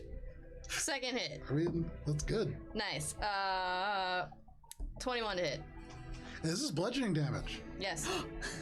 So that's 8. What was the first one? Or sorry, what was the second one? Second one is, so it was a 21 to hit, Yep. and then 3 points of damage. So 6 points of damage. Third attack. Oh, lame. Wow, I was rolling high and then now I'm not. So 9 to hit. 9 is a miss, unfortunately. So you hit once and then twice. After cracking your knuckles, it hits each bit of the metal, and the metal begins to ring, and it rattles the bones, and it's doing a shocking amount of damage. I did not anticipate that at all. All right, that is Faywin's turn. Phenomenal. That brings us to that creature. Yeah. So that one creature who is now kind of like startled out of it turns and like looks at you. You punched it twice, and it just Oh, and takes the sword and I shouldn't have done anything.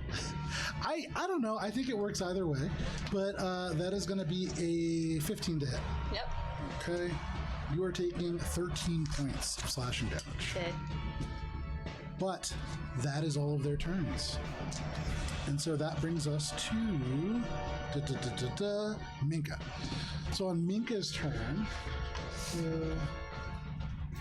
don't remember how much chalice falls. I should have gone the fuck out. Regrets. Or, shake Valis away so that way Alina, you are going to heal 7 points. Thank you. Then Do I also heal 7 points? you do not, but are you looking hurt? No. Okay. Not Well, at then, in that case, Minka is going to kind of like after like bringing you back up is going to stagger forwards with her hands, and you can see like the electricity beginning to leap out, and she is going to try to inflict shocking grasp, but she closes the distance with that skeleton that's up, and that is going to miss. But there she is, right up in the heat of things. That is Minka's turn. Ori, you are still stable. Alina, what would you like to do? More Eldritch Blast. Go for it. Make That's all your I attack got. rolls. Is this against the hurt or the unhurt one? The hurt one. Yeah, go ahead, make your attack rolls. Right. That's 12 and a 27. 12 misses, 27 hits. All right, 11 points of force damage plus 3 points of bludgeoning damage. So 17 total. Okay. This creature, it like slams into them, and they are like rattled. Elements of bone are like falling away from them. One of the arms falls off. You can see like they're beginning to look really rough. And as they turn and they go, the jaw just pops off and falls onto the ground. But they are still up. Anything else, Alina? No, that's just so gross. And Alrighty. after having been dead very recently, I'm just like, Cheshire. Second hand. Fantastic. It is now 2 different little beams that are moving around, but only for 2 people now. That is your turn, Cheshire. That brings us to Valis. Valis, you see these patterns, and now another one. It's like those videos where you see just a cat watching people play ping pong. Have you ever seen the double rainbow video where the guy Yes. starts like crying? That's like kind of that's the emotions that are happening for you right now. You saw the most beautiful thing, and now there's another one, and it's just amazing. But that is your turn, Valis. That brings us to Feywind. Feywind, you look and you can see this creature's jaw drop off. What would you like to do? Round 2, baby, of the Fist of Spins. Spins of Fists. So Feywind just like holds out arms and just spins like a cyclone. Phenomenal. Make your attack rolls. No, I wish they were higher. That's going to be 13 hit. 13 misses. Alright, keep spinning. Nice, that's definitely gonna hit. 18 plus 5, 23. Yes, that hits. Alright, that's 6 points of damage. So with 12 points of bludgeoning damage, you annihilate the skeleton. Its jaw drops off, and you just uppercut it, and this thing just explodes. Most of the bones stay within the armor, but it just shatters across the hall. You have 1 attack left, I believe. I do. And so you can make that on the other one who is still incapacitated. She like heaves back her dominant fist, goes in for the hit. Yeah. Nice, natural 19. Very nice. Yeah, roll damage on that. 5 points of damage, so that becomes 10. So you just like uppercut this other skeleton, and the whole left side of the skull like shatters, the teeth fly out, and it turns, and like there are still bits and scraps of flesh hanging off. It's still alive, but it's, I mean, that's a tremendous amount of damage. I didn't even get to ask someone to dance! Each one of your punches is dealing more than all of your arrows combined. This is so wild to me. I didn't think about this at all. Okay, cool. That is Feywind. That brings us to the skeleton who's now broken from this hypnotic pattern.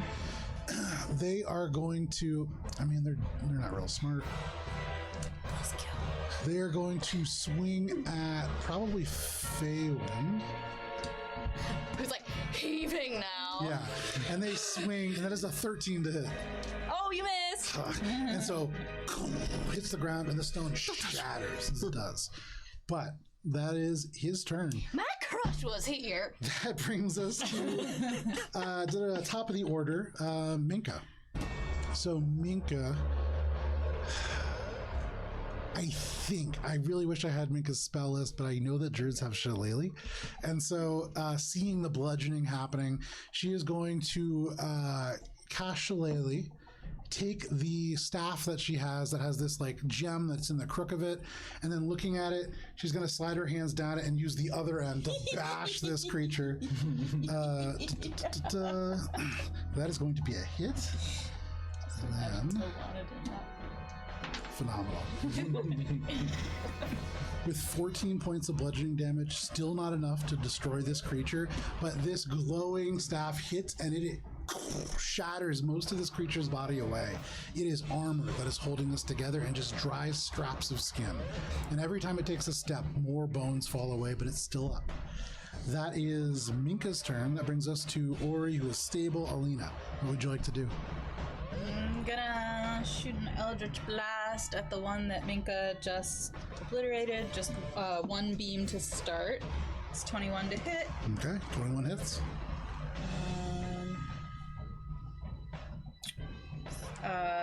10 damage, 3 of which is bludgeoning. Tell us how it happens. He just is vaporized. Phenomenal. So you pull your hand down, and this creature already, just like a few bones strung together by leather, essentially, you annihilate, holding out this Eldritch Blast that streaks forwards down the room, and you just fill the hallway with bones. And as the bones like finish clacking around through the stones in the wall, Hypnotic Pattern drops, and suddenly, Valis, you look around, and there is just carnage everywhere. And the satyr's alive. You're like, one more undead? Oh no, okay. Somebody brought her back. Whew. And I'm going to take you all out of initiative. Very well done. Minor illusion. Buzzkill. All right. Maybe that's the wheel.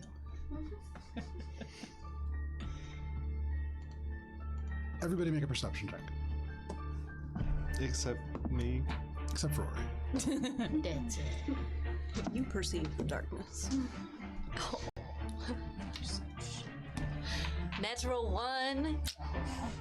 22. You might as well be 6. unconscious 23. with me. Ori can't do it. Perceiving the darkness. Alina, in this dark space ahead of you, you can see the wall has opened, and there's a passage that seems to lead where there is just very simple stone floors that seems to lead out and then further into darkness. And for a moment, you feel like you might see eyes through there, but then maybe not. Just darkness. For the rest of you, as the battle dies around, you are here in the stone basement, and it feels a little bit cooler than when you first entered. Ori's on the ground. Is anybody... What? Alina's gonna ask Minka to give Ori some healing. Okay, yeah, sure. Mika just goes down and just... The celestial light fades, and Ori... I can't read this dice. You take 5 points of healing. Extra day. It's Minka, so you never know. Minka holds this guiding bolt and then goes, no, celestial light. You are no longer charmed. I was gonna say. What the fuck just happened? You got yourselves into some deep shit. Why are you even here? I came because it's a masquerade party. I want to go to the masquerade party, duh. Where is Actually, that Diatray? tracks. Did we able to cancel it? Because I didn't get anything. We were trying to figure out how to shut down like the fence that keeps fake creatures out of here. Is that what we were doing? Yeah. Why were you trying to do that? Oh, we work for we work for this guy.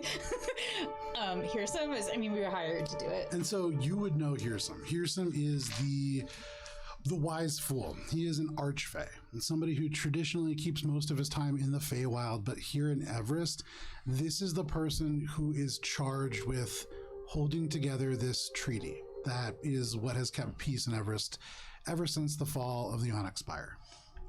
And so this is a person who there's a great amount of deference that is given to, and the fact if they are working for this individual, they are like, this is like diplomatic immunity. This is like a big deal. The dark one? Why didn't anybody Make tell me? well, I mean, you I didn't hear that. Yeah. I thought that's not. So, Kind of assumed you were listening. If I can help, When I was think this discussed? having been no longer charmed, do I realize that I was charmed, or Honestly, you like, come and go what do so I much that we just remember assume about that it? you're You have keeping vague yourself memories. apprised as needed. And you recognize first that this charming effect was ended early. Okay. Certainly could have kept extending. Okay. And you have memories of Paisley. You have memories of looking for strawberries, and I mean, you wanted strawberries. It Got the melt. it feels weird that you felt like that was really important. But looking around, I mean, there's dead creatures everywhere. Like, your priorities were a little out of whack for a second. I do remember the interaction with Diatrade before he killed me. Vaguely, yeah. Okay. I'm gonna look around to see where he went off to Make a perception check. with my eye for detail to Yes. find hidden. If you objects. don't, Can I say, I'm gonna So, say, wow. I guess I would have said, like, maybe his eyes down there? No, I don't even know. I want to go through this basement. Yeah. Well, that's terrible. What's down here? perfect. I'm still hazy. So Feywind's gonna get in your 15. face. 15. Okay, hang on to that. What were you saying? Oh, I'll say it sounds like you're trying to bring down a ward. I can Yeah. tell you there seems to be strands of transmutation magic behind the walls in a grid. So hopefully that helps. Anyways, I'm gonna go do what I came here to do, and I'm just gonna go kind of like investigate the house and try to find like anything pertinent to why I came to the party. Okay, so this Springer Ladrin turns and like walks back up the stairs. Bye, Wait, bitch. what? What the fuck? Who the fuck are you? Do you know that man? Maybe it's just you. Are you talking to me? You owe me something fierce, son. I'm gonna call after the person who has just given us incredibly helpful information and be like, wait, stop. Can you just help us down here first? What are we trying to help you do? What? Well, I mean, so you saw transmutation magic in the walls? I wish to find what is down here. Okay, so I mean, you can see the whole map now. Oh yeah. If you turn if you use detect magic, you can see a grid of transmutation magic behind the walls. I don't know what it's for, but it seems wardy. Okay.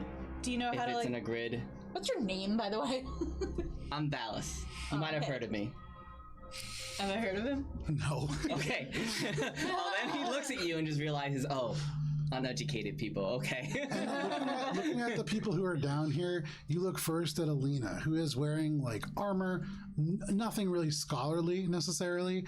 You look over at Feywind, who right now is just saying, "You owe me, son." And you're like, probably not a scholar. You turn, and like, you're probably okay. What do you know about Wake Peter Flu? Does that mean anything? Do we hear it? Yeah, we've heard of it. Something about Mirthsod and Yeah, and the disease that Diatre had. what? That makes sense. Okay, so I'm registering that no one knows anything about Wake Peter Flu. You are definitely the most in the know of everybody here. Okay. I mean, It's the one that because the water and then it goes underneath where they die. we heard from some Yeah, he people lived there. who turned out to be hired by Diatre. That makes sense though. He looked gross. Yeah, he did look He gross. was very good. That maybe people who live in Mirthsod blame the architects of the Emerald Spire for the Wake Peter flu, because maybe the Emerald messed with the water. Am I remembering that right? Yeah, so that's definitely what people have kind of said. There's different theories, but there is a theory that from the prismatic conclave, the rain that kind of strikes up there is filtering down and making people within Mirthsod sick. Mirthsod is where the Embertint abode was.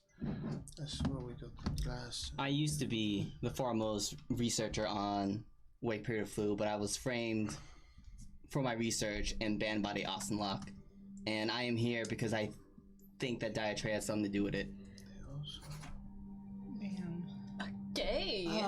Why? Okay, so he has Wake Peter flu, and he framed you. And This was- he's studying necromancy. This was a year ago, so he did not have it before. I don't know why he has it now, but I'm just here trying to understand who took away my research. Is Wake Peter flu contagious? It is known to be. He had this huge party with all these people here. And for what it's worth, I think one or two of you may have overheard some snippets that were pertinent to that, but whether it landed or not, people didn't seem to be keeping especially far distance from him. And then, Alina, you remember, in this place, in Thornholm, it's a little harder to cast Greater Restoration.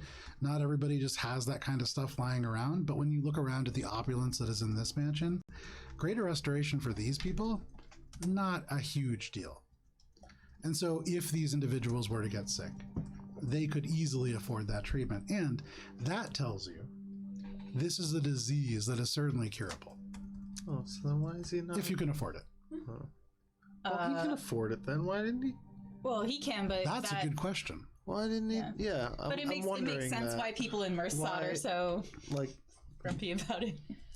With the knowledge that Ooh. you have, tough to tell. Make an insight check at disadvantage. As we talk about this, I feel like my character has had a revelation Okay. into why he still has Wake Peter Flu, Okay. given that what happened during the combat. Okay. Okay. Yeah. You know, it is odd that he would have a party and still have Wake Peter Flu. But I did notice that when I tried to cast a spell at him, that it seemed like the symptoms of the flu illuminated. It could be something in the flu that is strengthening. I don't know. I'd have to do more research. Make a medicine check with that in mind as you consider this and kind of turn it over in your head. dirty 20. With a dirty 20 with the insight check, what are you trying to figure out? So he's saying that he has Wake Peter flu, but we Yes. know that it is Curable. curable. So it doesn't make sense that he would have it because he's filthy rich. He could cure himself. Unless He it's could giving him some easily- kind of advantage. Unless, He could and easily having cure it. seen the Sapphire Eyes, him resurrecting all of these zombie lords, like what is actually going on with him? Given your background and the education that you have with a 20, something. But I would say you get the sense that there's an advantage being drawn from it, or perhaps he just doesn't care.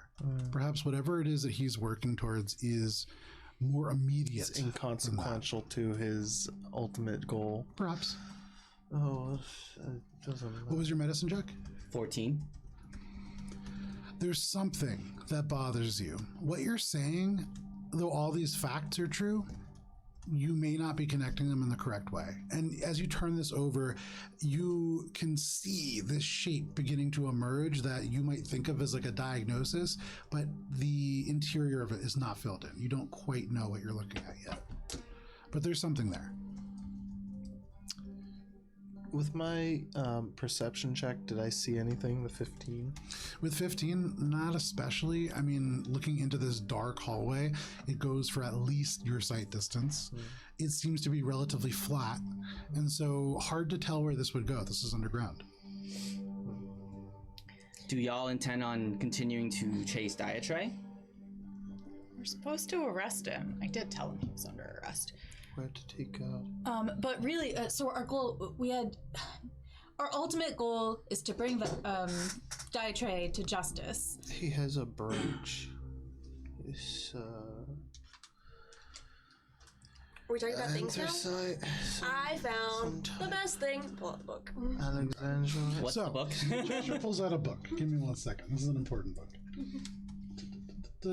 Think of the Maleficent. I wrote it during this party.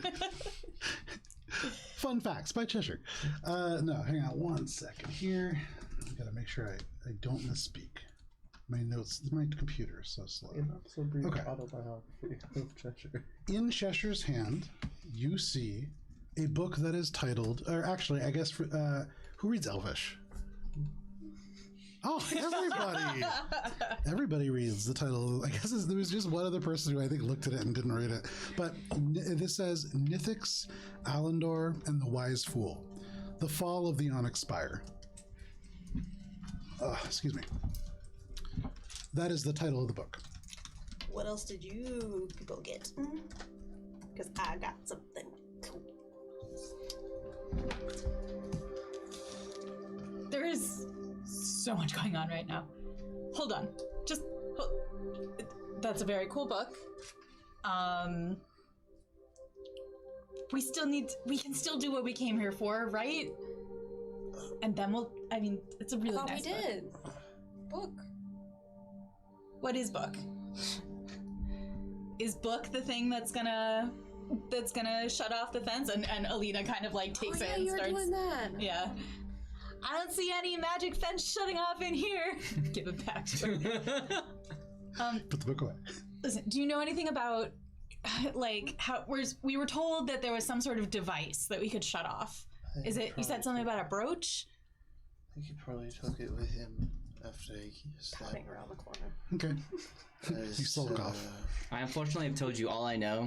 If you're trying to bring down a ward, then the magic in the walls might be what you're looking for. If any of you can see magic. And Cheshire, you hear that behind you, and as you like sulk around the corner, you go into like this little central area, and off to your right you can see there are tombstones that look like they are quite ornate and well polished, well cared for. And then on the other end of this space, there is a iron sarcophagus, and it's open, and you can see there is a body within it. It looks as if at one point they were holding something, though no longer.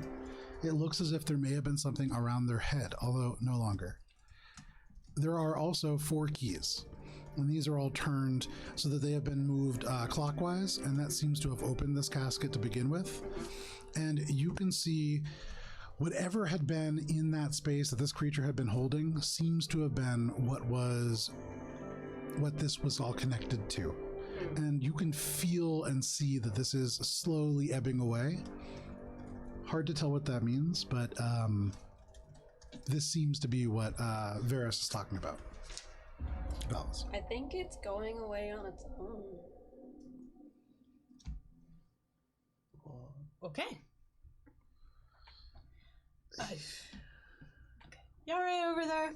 No, Bud? I'm not feeling very good, if I'm being perfectly honest. Yeah, you were charmed pretty hard. I'm also still very much wounded. Yeah, same. Maybe this will help. I'll put a hand on you. The hand glows green, and you heal 2 hit points. No way. 1/10 of the previous one, but it's still something. Thanks, whoever you are. Valis. That's so It's rude, appreciated. He told us our these names. It's not right now. So Please just rude. stop. Oh God. Echoing with my illusion. So rude. So, I mean, I guess we can't go chasing after Diatre, so I'm sorry, you wanted to show us your book? Seeing how that last fight went, I do not think that we would stand a chance against yeah, that okay. at the moment. You look at the book. Are you gonna like just leaf through it really quick?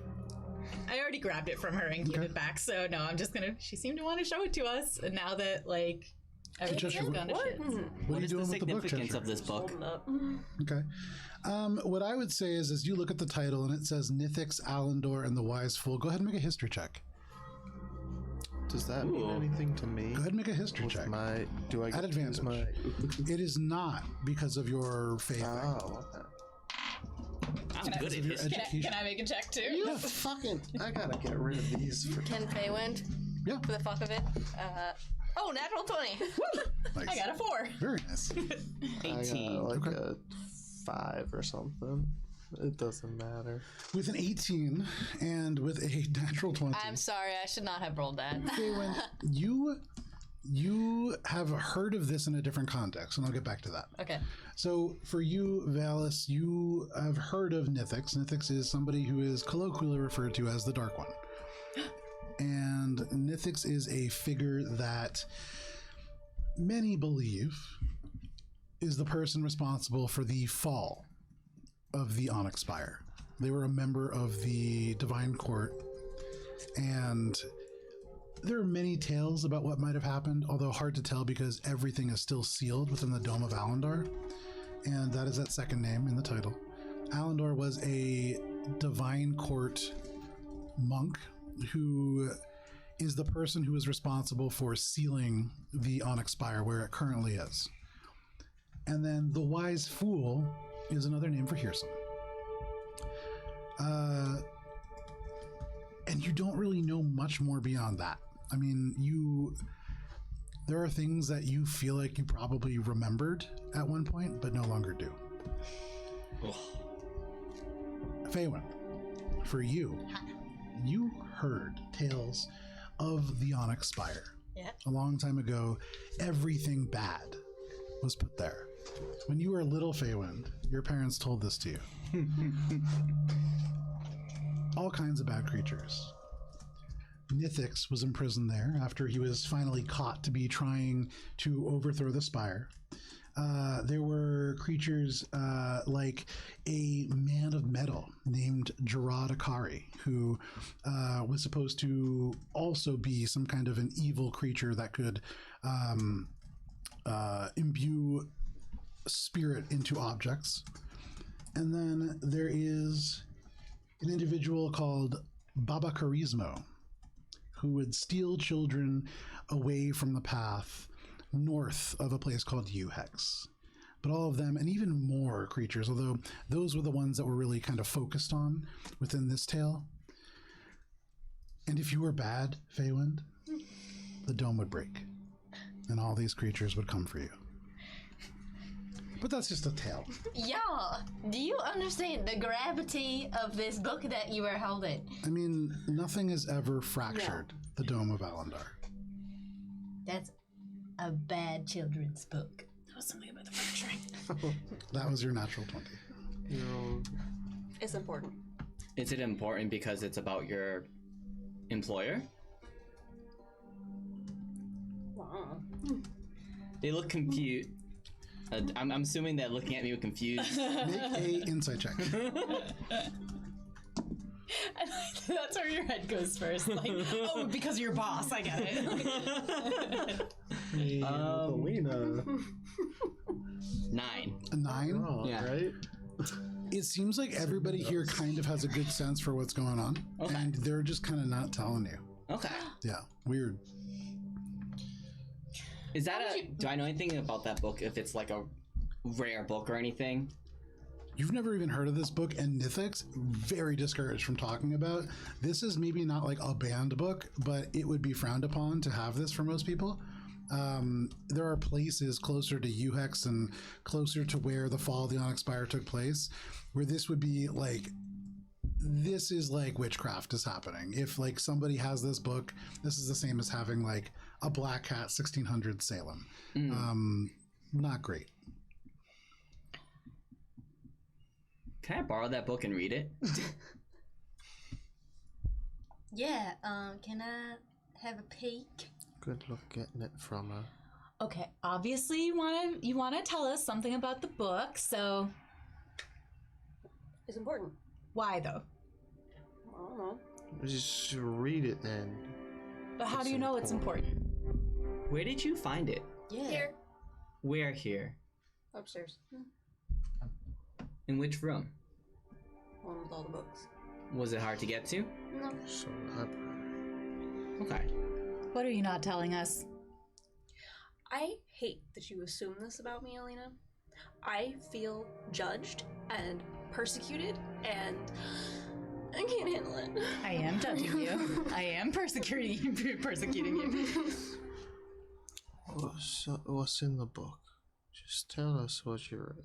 Did you read it? You didn't even read it. I bet you just... Give me the book. Ori, you don't need to read books. You're a storyteller. You don't even read books. Give it here. Yeah, storyteller. You're gonna Not let in Ori books. read through it? No. I would say, given the fact that you have 2 hit points. I have 8 now. Oh, okay. Thank you. Cheshire pulls it away from you. I will, however, look. Let's take a look. Okay. So, Valis, you take the book in your hands. I want to flip through it and try to read it. Make an investigation check. Don't steal any of my stuff. Don't put anything. 11. 11. Where's Ori's staff, by the way? Or his staff in his hands. Nithix cultivated a following within the Onyx Spire and set people about working against each other. And then you read kind of the first chapter here where this individual called Nithix used magical onyx to amplify some creature's powers through itself. One person in particular, and then all of a sudden there's like bickering that starts happening and your concentration is broken. And with an 11, that's kind of what you're able to read in this moment. If you did have some time with the book, you could certainly just read right through it. But there is yelling happening back and forth and back and forth, and that snaps your concentration. Okay, did you find anything else really important that you want to tell us about? No, because you started this really big distraction that probably was better saved for later. It's in the box over there. What At least you're all alive. I'm pointing to the box on the chest. I'm pointing to the chest that I saw earlier. Yeah, you The one point that you to- tried to take with you. I didn't try to. I looked at it, and then I ended up going Matt with the tried shield. to. It's fair, it's fair. Well, you know, if I had completely unarmed, there's a shield and there's a box. Cheshire, you pop the I know box there's a open. shield. What could be in the box? Give me 1 second here.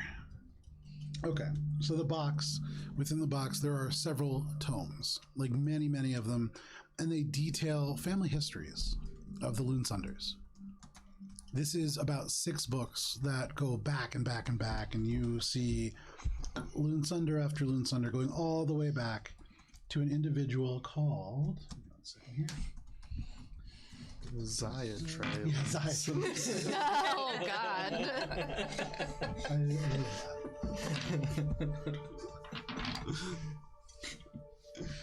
that. Baltora Loonsunder,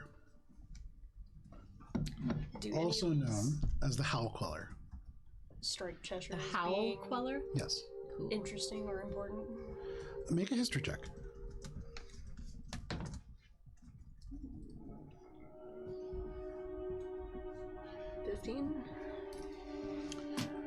The thing that really strikes you about that, not really the name, but Howl Queller, you've heard that before.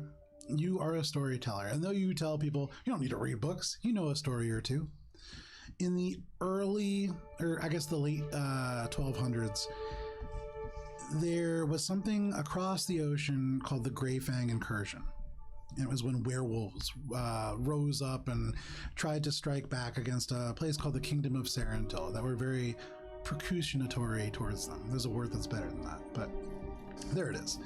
And so these werewolves rose up, and they were quite badly fought back. People not super thrilled with fighting with werewolves. And so Like a bad time. one of the individuals that really sailed across the ocean and lent aid to the city of Dungannon during this time was an individual known as Baltora Loonsunder the Howl Queller. And they are most famous for killing many werewolves. Yes, Ori, you don't need to read books. For example, launch off into this tale while using minor illusion to cast like shadows to depict it on the wall. Fantastic. So yeah, first it starts with just like a little bunny, and then the bunny becomes like a person, and then the person becomes like a town. And it's just, you just see like Cheshire's just doing this the whole time. Same exact finger All movement. right, but how did you find out about that? You just read the stuff in the box. That was a wonderful tale. I'm gonna throw the book at him. I was gonna try to grab it out of your hand. Hits Ori in the chest, drops to the ground, and you can pick the book up. I will pick the book up and flip through it because now I'm mad that she's accused me of, not trusting her. So. Like, you guys like, you think I don't trust you? Well, now I don't trust you. Go ahead and make an investigation check.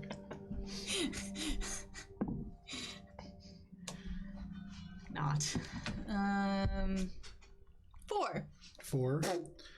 Nithix cultivated a following. Yeah, I know. And you read the exact same passage. And then arguing. What do you plan to do with that book? I would love to borrow some time and study it further. There was something in there that seemed really suspicious that I wanted to look more into. I guess Cheshire could tell us why she thinks it's so important, but I don't want to keep the book. I would just like to have some Books time aren't to for read it. reading. That doesn't make String sense. attached to it, it's important. What do you mean a does that string mean? attached to it? That's all I know. Like a magic string or like a twig? Like what are you talking about? It was pink. A pink string? What color is the book? Like a string of fate? The book is just like a dark, almost kind of like crimson color, really more from age than from what it actually is. Are It was you- probably red at one point. Part of the cult of Nithix? Or whatever? Make a religion check.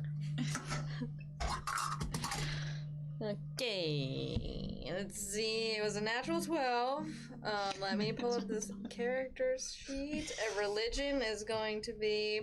So a 12 becomes an 11.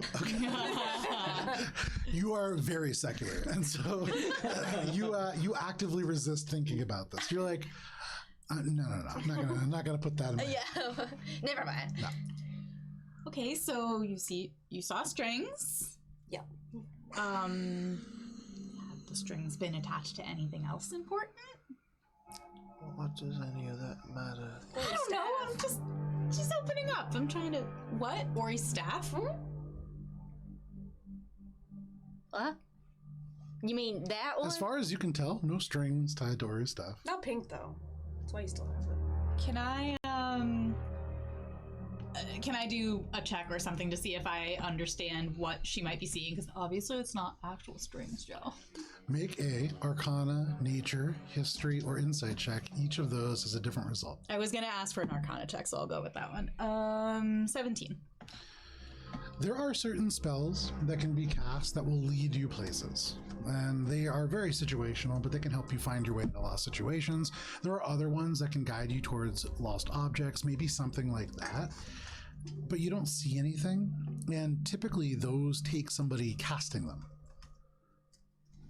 And hard to tell because Cheshire's always kind of moving around and like juggling and like flipping a coin between her fingers, and then the coin's gone, and now there's a unicorn figurine and like all different kinds of things.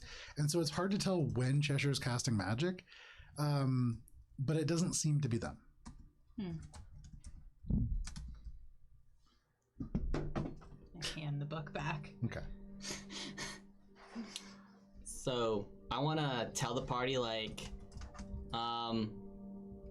if you could allow me to read that sometime, I want to tell them how they can find me in the city.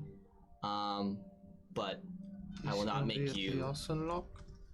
What was that? You're gonna be at the Arson Lock? I'm not allowed there. At this, Minka As kind of perks up and then immediately looks really sad. As I mentioned earlier, I was banned for being framed for plagiarism. Alright, so, but with all this, you think they're gonna say, like, it wasn't you? Seems pretty clear. I don't think I found anything that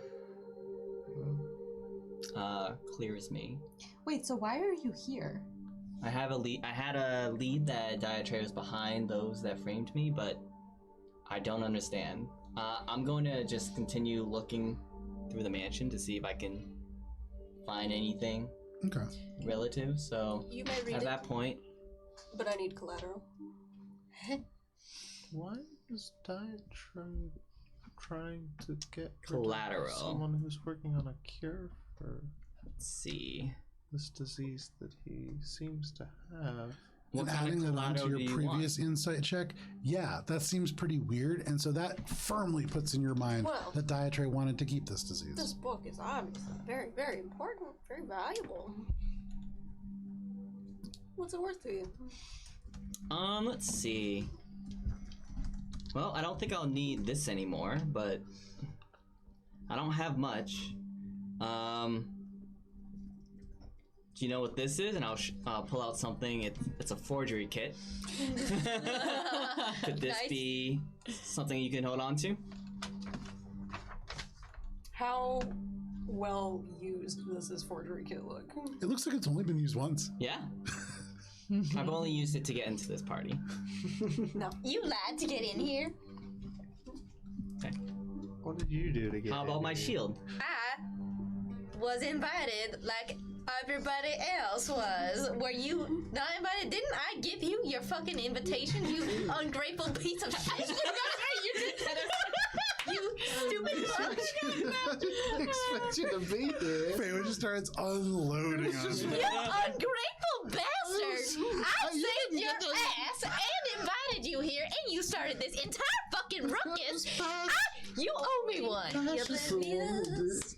He strikes again. The invitation was for Bash, not for you. Unfortunately, I don't think I have anything of value We're gonna to be use here as collateral. until- What would you is propose? this Got shield the shield down. one and that you've this- had for a while? Does it look well worn? Oh, it's What's the deal? it has my family's crest on it. It is very important to me. That will do.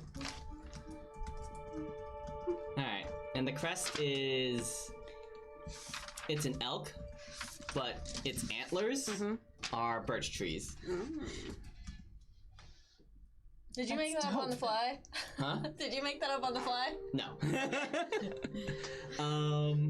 Where can I find you to return the book to you? Tina does not remember what we're saying. You were staying at the Wincing Manticore. Wincing Manticore? Okay. You can tell it because the sign is just a poorly painted manticore. It was supposed to look angry, but it looks kind of like it's in pain.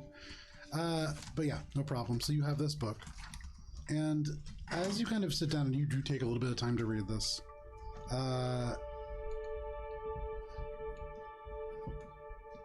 we'll say, so are you gonna like kind of take this moment just to sit here and like go through this? No, because I'm not really quite sure that we're not in danger. Yeah, absolutely.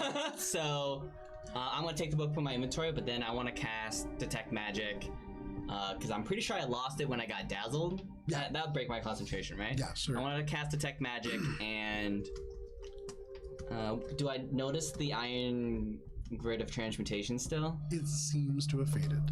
There is still an element of this that is in effect, and so this seems to have had a duration of 24 hours that somehow seems to have just continually reset. Maybe whatever it was that Diatre had was the cause of that. Now that it's been removed, that 24 hours is ticking down. All right, I'll tell the party that. Okay. And then I want to try to just look through the mansion and see if I can find anything related to Make an investigation Peter check. Flu. And I would say if you guys want, so like upstairs, when you get upstairs, it's a little bit on fire, and by a little bit, like substantially. And so like people have cleared out, the whole ballroom is burning. So for a moment, you have this mansion to yourself, and what we can say mechanically, if you guys want, as a group, everybody make an investigation check. And this symbolizes you guys, you get upstairs and you're like, okay, we're gonna split up, we're gonna go, and then like things are burning, you're like, get what you can. So we're looking for like my eye for magic detail. items, anything cool like Yes. that. Did you say investigation? Yes. Now, what I will say is, It's not terrible, but it's not great. this is the first floor, Hey, man. and Besides my death save, highest ever. here's the second floor. And so for each of you, because this is on fire, who rolled above a 20? Okay. 21. You can pick 2 rooms that you are looking in. Everybody else gets to pick 1. We'll start with you, Matt. Oh shit. We'll just go around the table. Alright, well, I guess,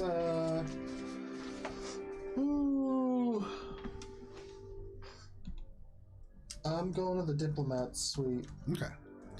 You make your way over to the diplomat suite. Everybody splits up and you just run up the stairs. You get over to this area. Second here. And the door has been like thrown open. You can see a number of things have been hastily removed. But the diplomat suite, it is beautifully outfitted in greens and browns. A lot of like emerald spire decorations. This has definitely been, pain has been taken to make this look very typical of like an emerald spire place. Probably for people who are visiting, this is like for diplomats. And so, you know, to give people the emerald spire experience. You do see that there is a number of kind of garments that have been discarded, maybe not packed up in time, that all seem roughly the size of a smaller creature, maybe like a dwarf, a halfling, a real short guy, but something like that. And you can see one of them is a tunic of pale gray, tinged with a circular pattern of seafoam green. And this, Ori, to you immediately means something. This is from the Tower of Frozen Seafoam. This is an individual that belongs to the family Starkbite. There's a person or just the outfit? The outfit. But that little tinge around the edge, that is emblematic of a specific family called Starkbite. And they are similar to your own kind of situation, but for the Tower of Frozen Seafoam. All right. Why would Diatre have correspondence with them? What was your check, by the way? Sorry? For the investigation? Yeah. 19. Okay. And that is what you find. Okay. So, can I insight why this... Yeah, make an insight check. Shark. Meanwhile, what are the two rooms that you're looking for? In my searching through the house, I would have picked the two rooms that looked like they had the most Potential. That would probably That's be... cheating. Well, no, because Cheshire's seen most of the house. Oh. That would probably, so it really depends. Like the statuary has a lot of really nice pieces of like very expensive looking statues. The Red Room had a whole bunch of these like beautifully intricate model ships. You didn't get to see inside the Green Room or the Yellow Room. Those were locked. I mean, yeah, probably one of those from what you saw. I'll take both of them. Okay, cool. So going up, Which in ones? the Red Room. Statuary and the Red Room. In the Red Room, there are 7 ships, 7 really finely and intricately made wooden ships, and each one bears names on them. Most of them are in common, but there is. Do you speak Infernal? No. So there is one that says the Java One. There is one that is in common, and it says Timber Tower. Do you speak Dwarvish? No. One says the Whalers Allah.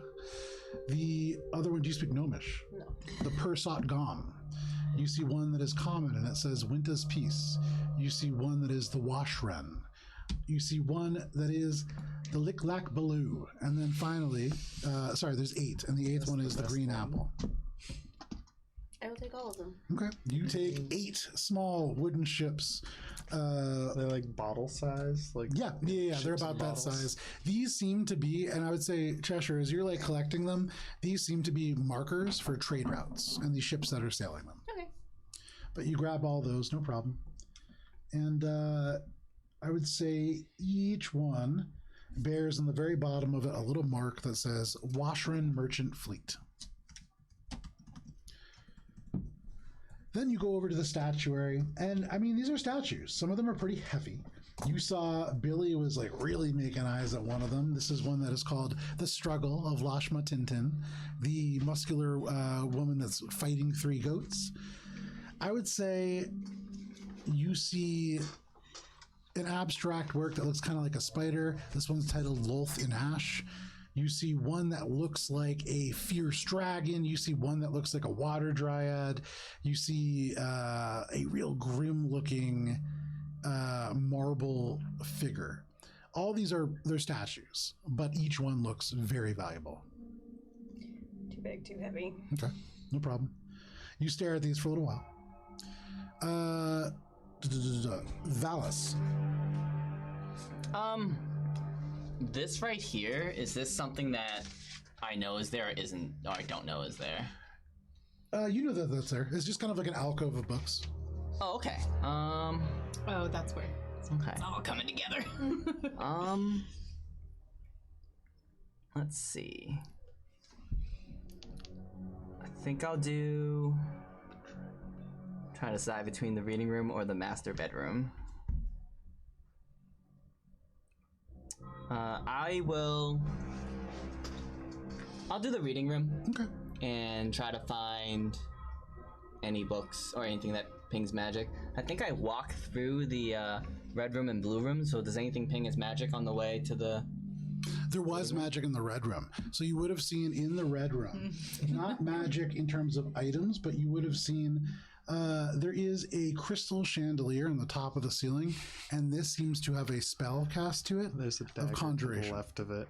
And you recognize as you look up, there are all these they look like wooden sticks, but at first you looked at them and they look like tassels dripping down, but they are just straight up. And you recognize this is some kind of a gravity affecting spell that reverses gravity halfway up. So about 30 feet up, if you were to get up there, you would then fall to the ceiling. You see Oh, that's neat. a dagger that's just And you actually do see dagger. you see a dagger up there, and you also do see a key hanging from one of those wooden things, a replica of the one that was used downstairs. So I'll just head to the reading room, see if I can find... So in the reading room, what was your investigation check? 7. You look and you see this hidden alcove, and you're like, oh, sweet, like this is where the good stuff is. A lot of books about knitting and a lot of books about owls. Oh. And you're like, one after the other, you're like, oh, the next one's going to be good. Oh, okay, the next one's going to be good. This is a lot of knitting books, and you just like keep going through. Not a whole lot there, unfortunately, with a 7. Ugh. Yeah, that's rough. You guys are... Whew. Alina, what about you? I got a 17, and I'm gonna choose the master bedroom. Okay. So you head upstairs to the master bedroom, and opening it up, it's white and cream colored carpets, chairs, sofas, ottomans. There is a large basin of water that must weigh north of 600 pounds that is full of clear water, tinged ever so slightly yellow. And you hear from the bottom of it suddenly just a... And from the top, this little cloud rises up. And you smell faintly lavender. And then there is a huge closet on the far side. And you can see all manner of opulent clothing hung up in there. There is a bed, quite large, like a California king-size bed. And a carpet that kind of sprawls out underneath that. Cream-colored as well. And you said 17? Yeah. You kind of walk around, and as you step on the carpet, you feel this kind of wood, and everything else is stone. And so you kind of pull the carpet back, and there's these wooden panels that have been laid across, and this is a door. For what it's worth... sorry, not a door, but as you lift this, it's like a floorboard that is loose, and pulling it away... There is a massive, laid across this about a foot wide and then 3 feet long lead box. This box has 8 of these little spinners on them that each have numbers on them, 1 through 9. I caught that you said it was massive, but I didn't catch how. But is this something that I can pick up? No number combination. This could probably fit like a small body in. It's quite large, yeah. It's narrow. You'd have to turn it on side. I'm gonna try the first combination that comes to mind. Okay. 1 1 1 1. What is the combination? 4. Doesn't work. And as you key that in, you hear, "Hey," and you look up. And a 20 would have shown you a small cage that hangs from the rafters. And you see these 2 little glowing yellow eyes and these little leathery wings behind. And again, you hear, "Hey, you trying to get in there?" Yeah, are you? I remember Hello told me that he had an imp familiar, right? The Diatray. Are you Diatray's familiar? You can see he leans through, and this is like yellowish skin, this imp. And he says, "I'm not a familiar. I'm supposed to be an alarm system, but that motherfucker left me here. Oh. I'll let you out of there if you tell me how to get in this box. I can tell you how you can find out. Okay, I'm gonna let you out anyway because you seem nice. Can I get up to the? Well, I'll mage hand it down. Okay, sure. That's easy. You send the mage hand up, and you cling, pick it up. It's a little too heavy for your mage hand. It's 5 pounds. I think it's 10 pounds. 10 pounds. With 10 pounds, fine. You lift it, and it's kind of heavy, but you're able to lower it down to the ground. I only weigh 2 stone. Can I figure out how to let him out? It's a very simple latch. However, as it's like on the other side of the bars with his kind of thick arms and tiny fingers, can't get them through. So easy enough. You can just unhinge it if you want. I do so, and I'm like, do you want to like get out of here? Do you want to? I mean, you can tell me how to get into the box. That's great, but like, if you want to, leave and. You can see he like gingerly sticks his head out. He's like very, very skinny. The skin is quite leathery. He looks kind of jaundiced, but he looks out and he just kind of goes, "You going to the hells?" Do I know what that means?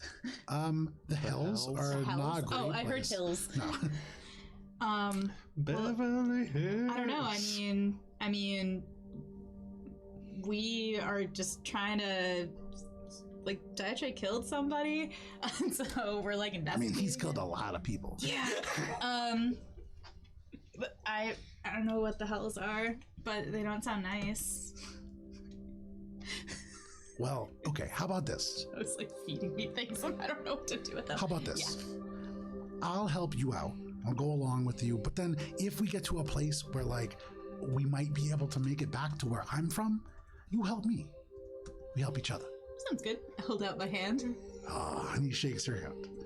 And Alina, Just sealed. you have this little that burns into your finger, and a little burns into his finger, and he goes, "Ow! Oh, I hate that part." Oh, also, And the you have a pact is familiar. Pedal is What's your name, friend? some rude awakenings. She got to share a room Rizit now. Malar, but you can just call me Rizit. Competition. Say, I didn't hear. Rizit Malar. Rezzit space M I'm dash just gonna LAR. call you Rizzo. Just casually making pacts with demons. Yeah, that didn't really go where Alina was expecting it to, but imps are neat. Okay, now how do I get into this box? Okay, so Lunsanda has with him these keys, and on each key there's a couple numbers, and I'm kind of colorblind, but if you could put them in front of me, I can Okay. tell you which the numbers are. Okay. These are 4 keys, right? Yeah, so there's a room, it's either the red one or the blue one, and in that one, the key is hanging from the ceiling, and then either the blue or the red room, it's in a pool of water, and then in either the green or the yellow room, now I kind of can't remember, but there's one in each room. You know what? I know where the keys are. So, cool. So what's inside here? In this box. Yeah. 1 second here. There's a whole bunch of things that Lunsanda likes to keep under lock and key because they're magical, and because they're especially helpful for his work with the fracturing. We're gonna put a pin in that. Okay. Do I think I have time to run down, get the keys, bring them back up, or see them? I mean, the fire's burning. Yeah. But it's a lead box, right? It is a lead box. Okay.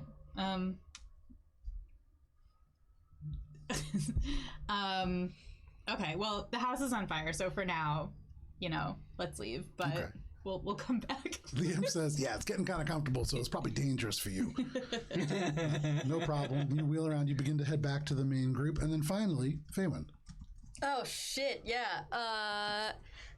Feywind is going to stroll up to the ballroom and right up to the cased openings that I assume are all on fire, and she kind of puts her hand over her heart and she says, "My love, I never got to dance with you tonight," and searches the ballroom. Okay. And that's it. Make a perception check. I did, and it was a 6. Okay. You do not see your love. Or Yep. fire. Or yeah, just standing in the smoky room. Ow! Yeah, you like look up the foot, but no problem. All of you, if you wish, can make your way out through the back of the kitchen, where you can see nobody, because Ertrod, seeing this place on fire very specifically, left with Billy, and so all of you are left to walk home. However, you are still alive, and because it is 10 p.m., this is where we're going to end for the evening. But thank you for joining us. Also, Vincent, thank you so much for coming and for drastically altering the way that this is going to go. Yeah. I have in my notes resolution: Diatray alive, Diatray dead. The Diatray alive is captured. Those are the two options I had prepared. So very interesting this will be. Thank you so much for joining us with Feywind Aria again. We're going to be back next week, 7 p.m. Eastern Standard Time here on Twitch. But if you can't wait until then, we will be back on Thursday at 6:30 p.m. for Starfinder. We'll see you next week. Goodbye. Bye.